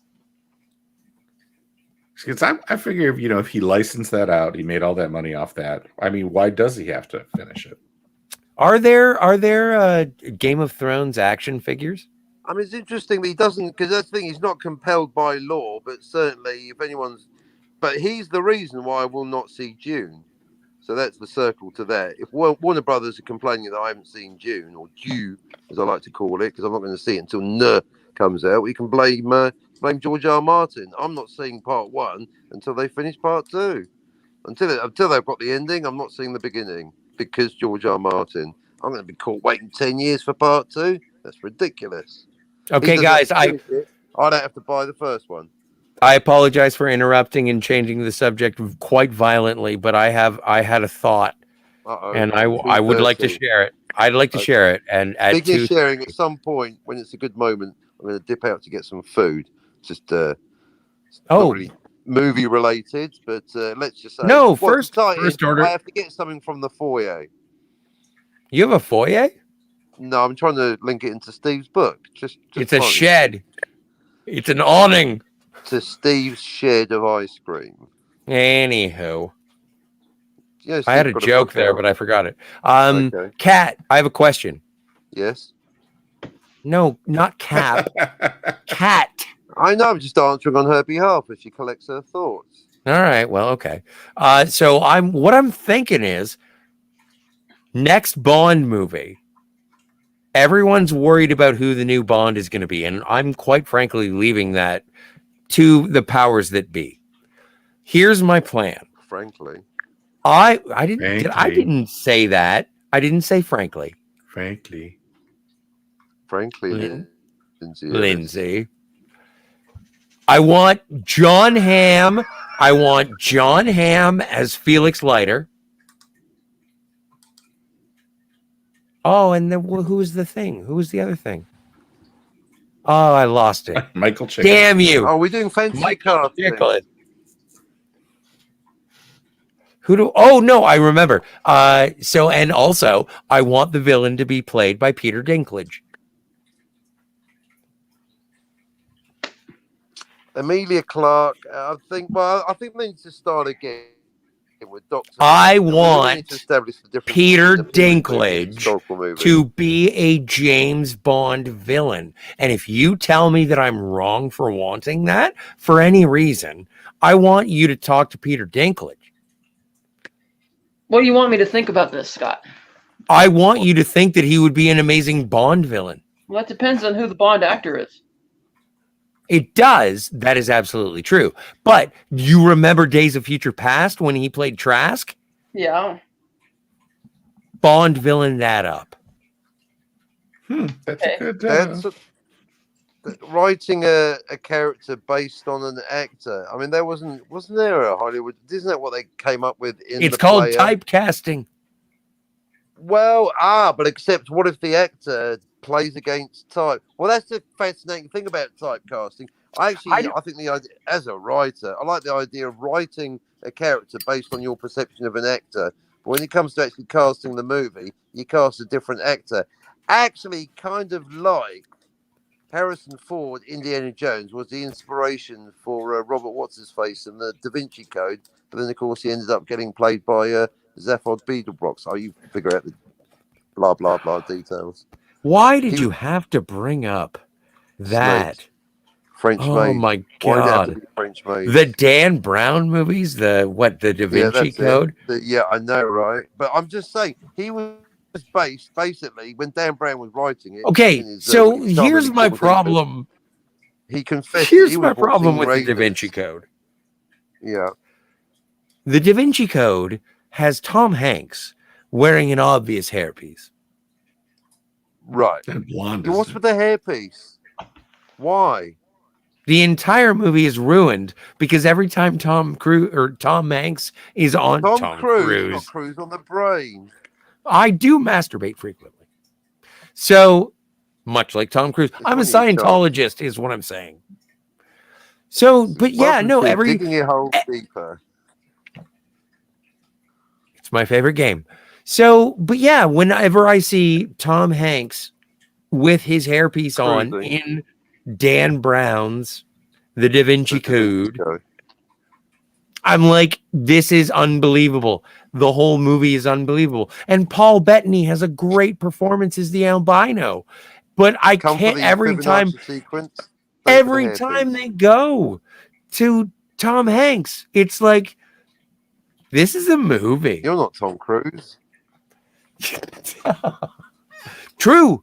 We got the wrong Tom. We wanted the guy from Risky Business, not the one from Trading Places. No, that's wrong. I wanted a Baldwin who would eventually kill him. Bachelor Party. We wanted the exact what? Oh, he'd kill it. Well, hey easy, Baldwin, Tiger. we're doing a shoot. I know. You son of a bitch! That was hilarious. Alex shot first. Oh no, Todd Michael is posting things. Going I should- somewhere, Baldwin? Borchuda. Well, no, I think we're just being boring, and it seems that Steve is not going to arrive. We've been doing this for 2 hours and 36 I want to minutes. know what you said to upset Cam. And how come there's nothing going on in the chat? Cam said bye. I put in a nice cocktail, Long Island iced tea, whatever that is, margarita. And there's nothing. The chat's drier than a pitch meeting at Lucasfilm Disney. Ha ha. Oh, Did Was that you a get slam? it? Was that a Kennedy slam? You kind of, yeah, it just ends up going that way. Well, you know what, Steve? When Well, the when entire Steve, story group, actually. I don't like to get personal against Kathleen because, Scotty, very defensive. Yeah, exactly. That's what I was wondering. Steve was on earlier today, and he was sort of ragging all over Kathy. And- I didn't see Your that thing. show. I was. I did. I got to hear it. I listened to it while I was working. Is it So- still up? I don't know. But I was listening to it, and it's just like I agree with what Steve is saying, and I agree with what most people say about Kathy, is that I think that she shat the bed with Star Wars. And the thing that I'm just absolutely like torn upon is that her track record of success is amazing. And then she Is it gets though? Star Wars. Oh, we've had Yeah. this conversation. Ultimately, who cares? Why did I bring her up? She gets too much airtime. I don't care either way. I don't care. There's two people that make a movie: the key grip and the writer. Everyone else is unimportant. Maybe the director. Don't you forget about craft services. Right. Thank you. Exactly. The caterer and the director. And then There maybe you the go. lead actor. After that. Okay, who two cares? questions. Two questions, Kathleen related though. Was her contract renewed? Is she still there? I was seeing Yes. bits and pieces. Okay, so does that mean like Dukak finally is just going to shut the hell up? He's Is all of covered his himself. secret, all of his secret I people, cannot those, speak. Yeah. Well, all Who I the can hell is say Doomcock? Yeah, I'm not.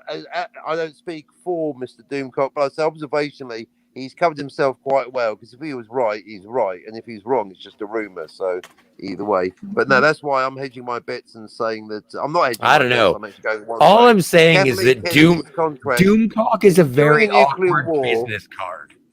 during global thermonuclear war. Once the ICBMs start flying, only two things are going to survive: cockroaches and Kathleen Kennedy's contracts at Lucasfilm. And apparently, it's a myth about the cockroaches.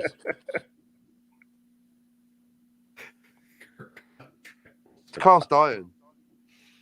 That contract will outlast Lucasfilm and Kathleen Kennedy. It's just the contract. Whatever that contract's made of, I want some of that outside my house. Do you know what? But on the upside, Kathleen Kennedy does know all the words to anything goes in Chinese. She does. Bow, bow. She does, though. Correct. From She's also Temple of in Doom. She was in Temple of Temple Doom. of Doomcock. Indeed. Who the hell? What the hell? Did she Yeah. actually- No, Oh, she's one of the dancers in the Anything Goes sequence. Because that's one of the movies I don't rewatch very often.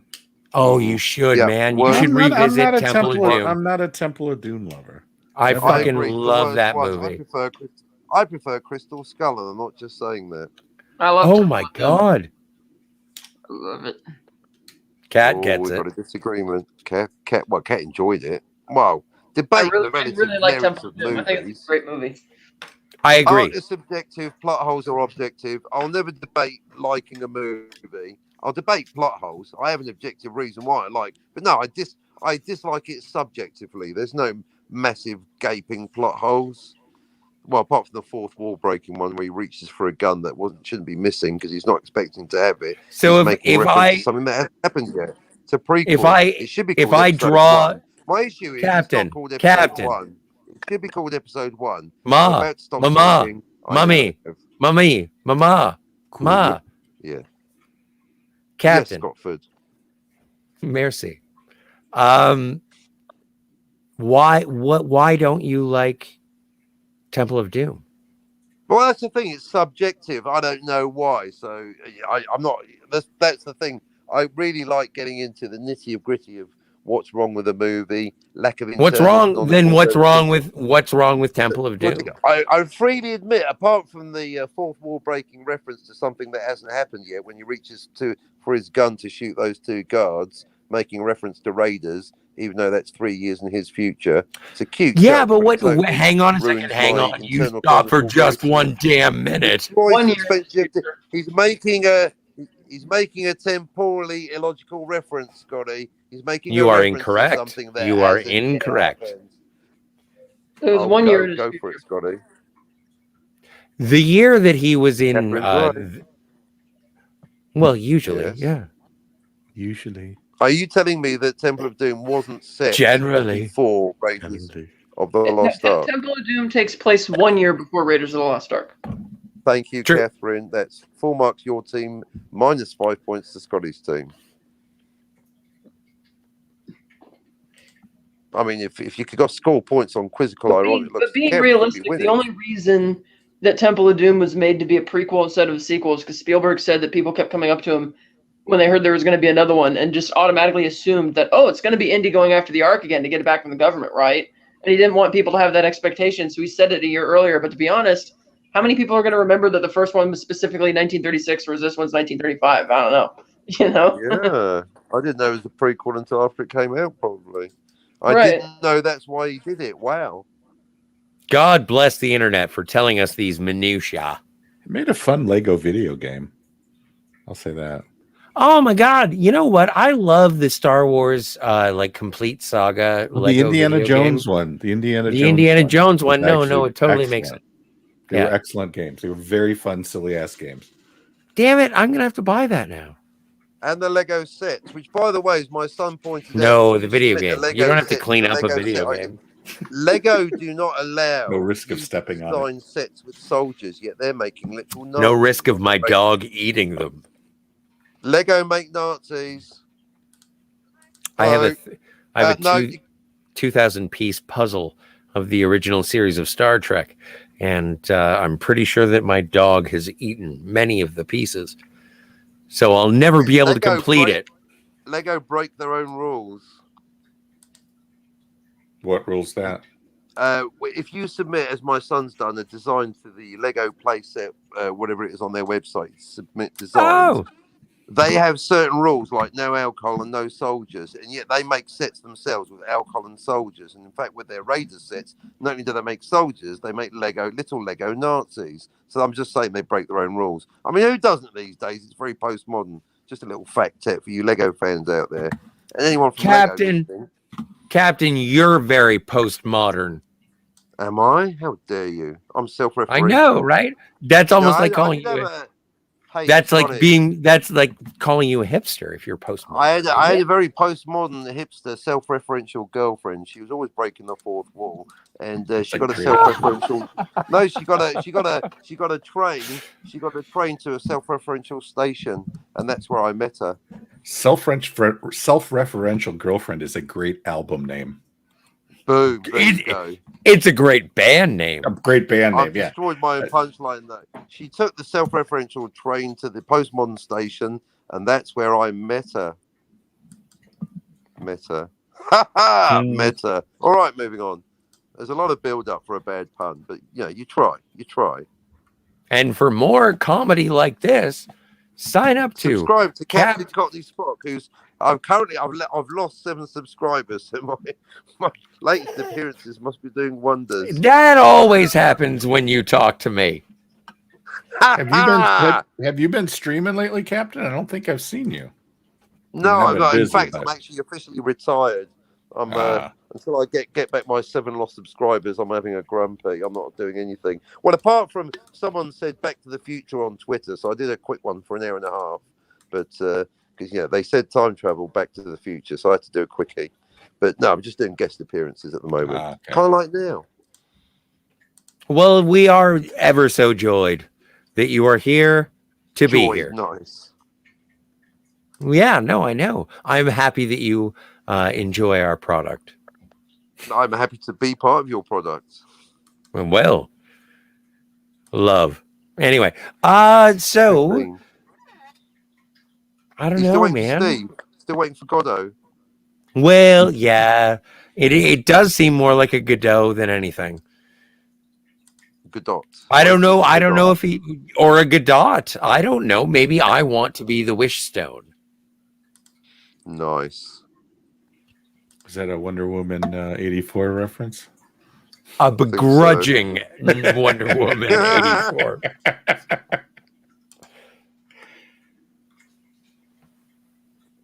You know what? And whether or not he shows, he does make this whole kit and caboodle happen. Like we wouldn't have the Channel, StreamYards, marketing, we wouldn't have the advertising. Facebook page, the advertise, all the things. Like I make fun because it's kind of part of my job, but also like he's the one who works for the Phantasmagorium. He's the one who You makes guys this are like happen. a mullet. He's the business at the back, and you're the party at the front, or is it the vice versa? Strike that, reverse it. Reverse it. There you go. He's the business at the back, and you're the fun at the front. You're a reverse mullet. Anyway, yeah. Anywho, I make fun that he's not here, but I miss him because he's not here. I thought we were going to do a thing. But you know what? It just makes me anticipate when I get to see him the next time. He's a great guy. He likes me. Oh, and bless you. You're getting all sentimenty drunk. I am getting sentimenty drunk. But You it's the Royster same way that I Doyster, feel. you. Well, it's Black Friday. Yeah. come on, man. Also, don't forget to fucking tip and like and subscribe, you dicks. And Send us your stuff. money.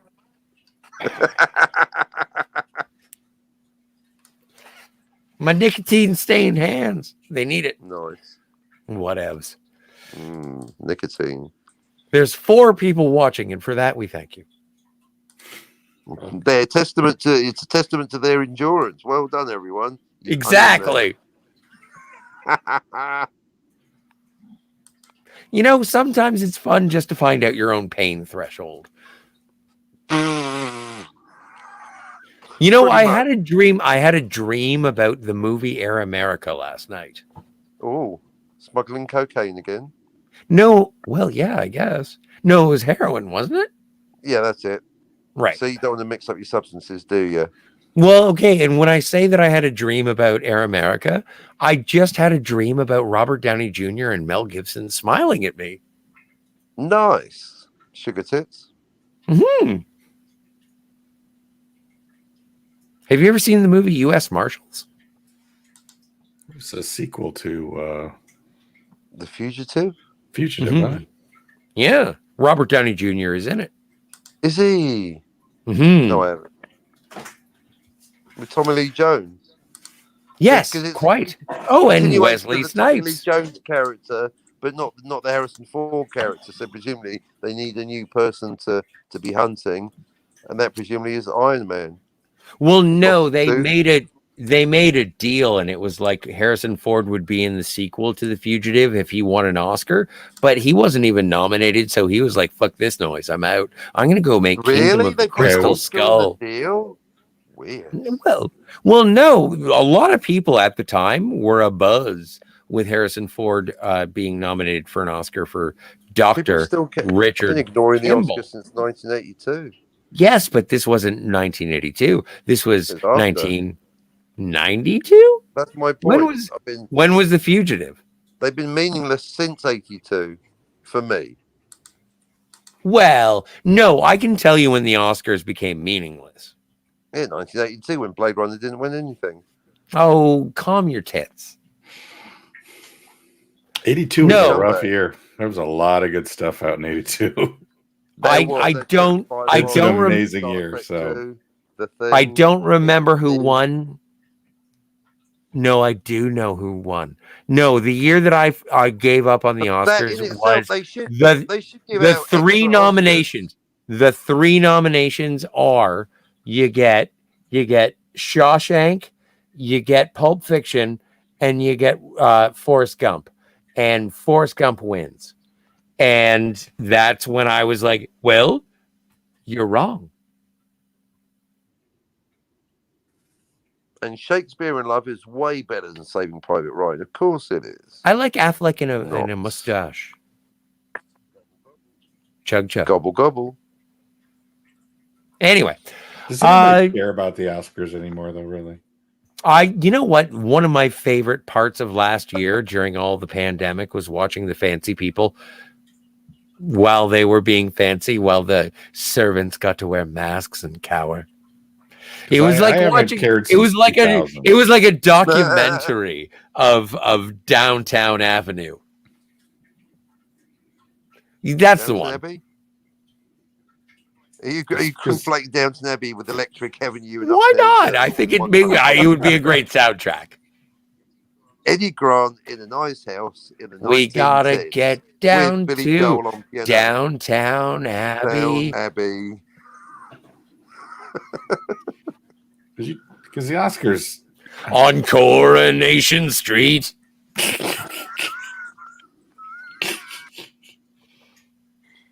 that show's still going on, isn't it? Little bit of Commonwealth comedy there for you. Nice. Commonwealth comedy. Yeah, no, because of Queen. I know she's your Queen. she's still your figurehead. I want to break believe. free. I believe the definition is Queen. I want to break free. You know, maybe you should run for governor general. That'd be a good job for you. Oh, General. You know what? Represent her. I would be the Ari Gold. Nice. Liz, we got a problem. Megan, oh my God. Don't even. You keep her. Stay in California. She's not. Hey, she didn't even move here. She said she was going to move to Canada. I thought she they did. didn't. She lied to us. I thought they did. Where did they move? I thought they moved there. I don't know. Have you ever seen The Spy Who Loved Me? They have a fortress under the sea. It's kind of like Ariel and the crab. Oh my Why God. did they bother show? Why did Drax bother showing those two guys? It was clearly for the audience. That secretary buying the farm with the shark.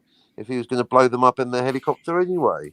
No, that wasn't Moonraker. That wasn't Drax. That was Stromberg. There you go, Drax Stromberg. I know. No, but the thing is, no. Cap, you gotta watch Moonraker again, because Moonraker is a better version of The Spy Who Loved Me. The only downside, I gotta say, and I'm sorry, like if you could take Into Moonraker, much better movie. But the thing is that imagine that for a second. Just let that sink in before I start yammering. Both good. I know they're both two of my favorites, but then specifically too much silliness. Specifically, the looping of the footage of the pigeon.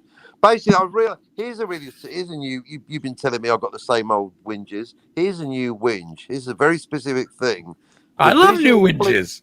The visual whenever the protagonist does something crazy, and the visual cliche of someone pouring out their drink or a pigeon shaking its head or anything like that, just shut up. No, I'm done with that bollocks. See, first of all, if you're an alcoholic, you start seeing things. You're not going to pour out your drink. You're going to drink more of it. You're an alcoholic. It's ridiculous. And and the low point, the pigeon shaking its head, and they even looped the film. At that point, I'm like, I'm done. I'm out of here. They didn't want to loop the film. They actually wanted to train the pigeon, but it took so long. Like with the Tusken Raider, but at least we got away with it in that one. Quite. Yeah, the looping of the pit. It's almost like having one of the best stunts ever made of a car turning around and then ruining the whole thing with a stupid slide whistle. Well, no, but when Kat and I talked about it on our Live and Let Die conversation, is that the only time, like the way to make Roger Moore James Bond in Man with the Golden Gun was to play the James Bond theme when he does the flip twirl ramp shot. Yes, not a stupid slide whistle noise. And it was the worst decision ever made by any director ever in the history of cinema. Up until that point. Up until that point. Yeah. I'm not going to say anyway. What it was. I still gotta watch your Moonraker review. Ah, don't. I still need to watch Terrier and Captain's show. I haven't caught up on any of those yet. Yes, the Blade Runner show. I was- recommend it. I'm biased. I was in it, but I thought Terhey was brilliant. He let me talk and everything. Well, ladies and gentlemen, boys and girls, kids of Not even all up to 3 hours. the ages, now that we have free for all, with nary a super chat. Steve in sight. You got a super chat. Yeah. Got a super chat.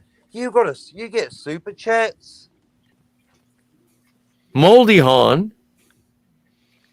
Oh, squirt. Where's my squirt? I believe that's how it's supposed to be enunciated. Does anyone know Moldy Hawn better than me? Moldy Hawk. No, that's Squirt in Russell relation to does. Goldie, too obvious. Well, apparently. Squirt Russell's quite intimate with Moldy. And you know what? I would just like to mention that this episode of the Phantasmagorium Black Friday free. Eat a bag of dicks, Captain. Get off my plane. Who took the cork out of my breakfast? Oh yeah, you are on the opposite side of the world, aren't you? Indeed. What time is it there? It's just coming up for 4 in the PM. So Okay. day. It's tomorrow. Well, if you're going to Tomorrow. go there, we're also 6 months ahead. So it's actually almost Oh my June God! 2022. Speaking of tomorrow, It's next summer. Yes. have you guys seen pictures of Annie? I saw you post that somewhere today. I can't remember. That wasn't me. It wasn't me. Oh, who posted Annie. that? Somebody else introduced it to my life, and I feel so weird about it. Oh, let me guess who. I'm not your daddy. That Annie, little orphan. So you know Annie from the 1980s movie? I don't And know what year. I was right who posted that. So anyway, they showed what Annie looks like today, and I was like, "Oh my God, I can never watch Annie again." She was a real ginger. Alrighty, Roo. She's still redhead. I guess I assume that was just dye for For hire a performance. blonde kid, color the hair. Yeah, I always thought Albert Finney was bald.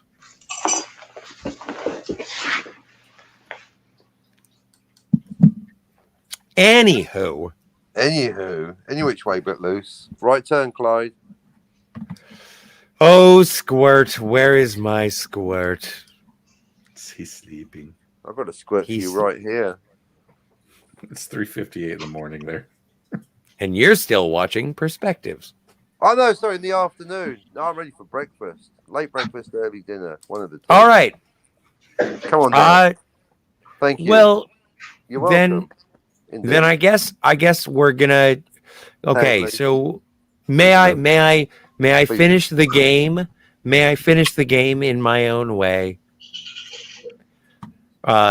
Steve was the one who set this particular Phantasmagorium up, and Steve's the one who likes he never showed. what He never saw. showed. He never Don't showed. know what it means. But I still want to do my intro. Don't know So what it means. I would like you guys to just do me a favor and say wait, hang on just 1 second.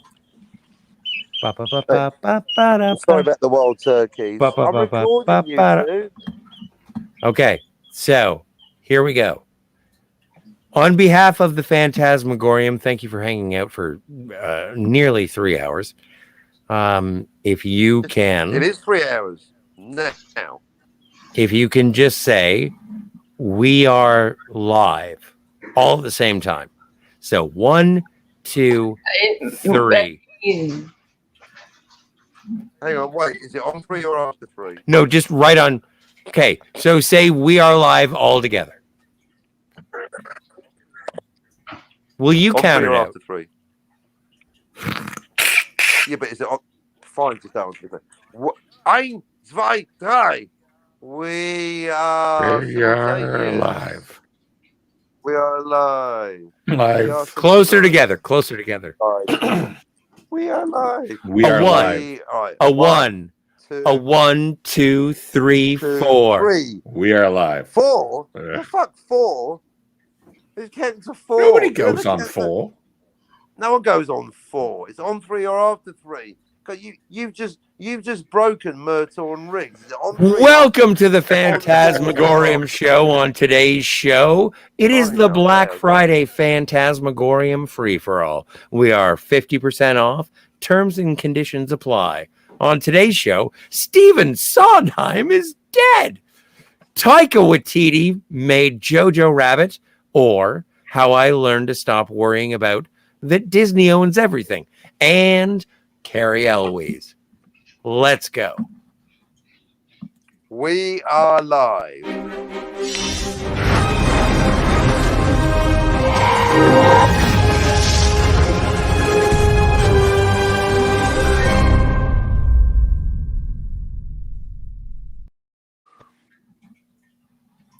So anyway, thank you guys for playing.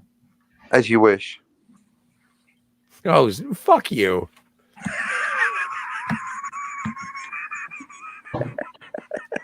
You should have a doctor check out your emphysema.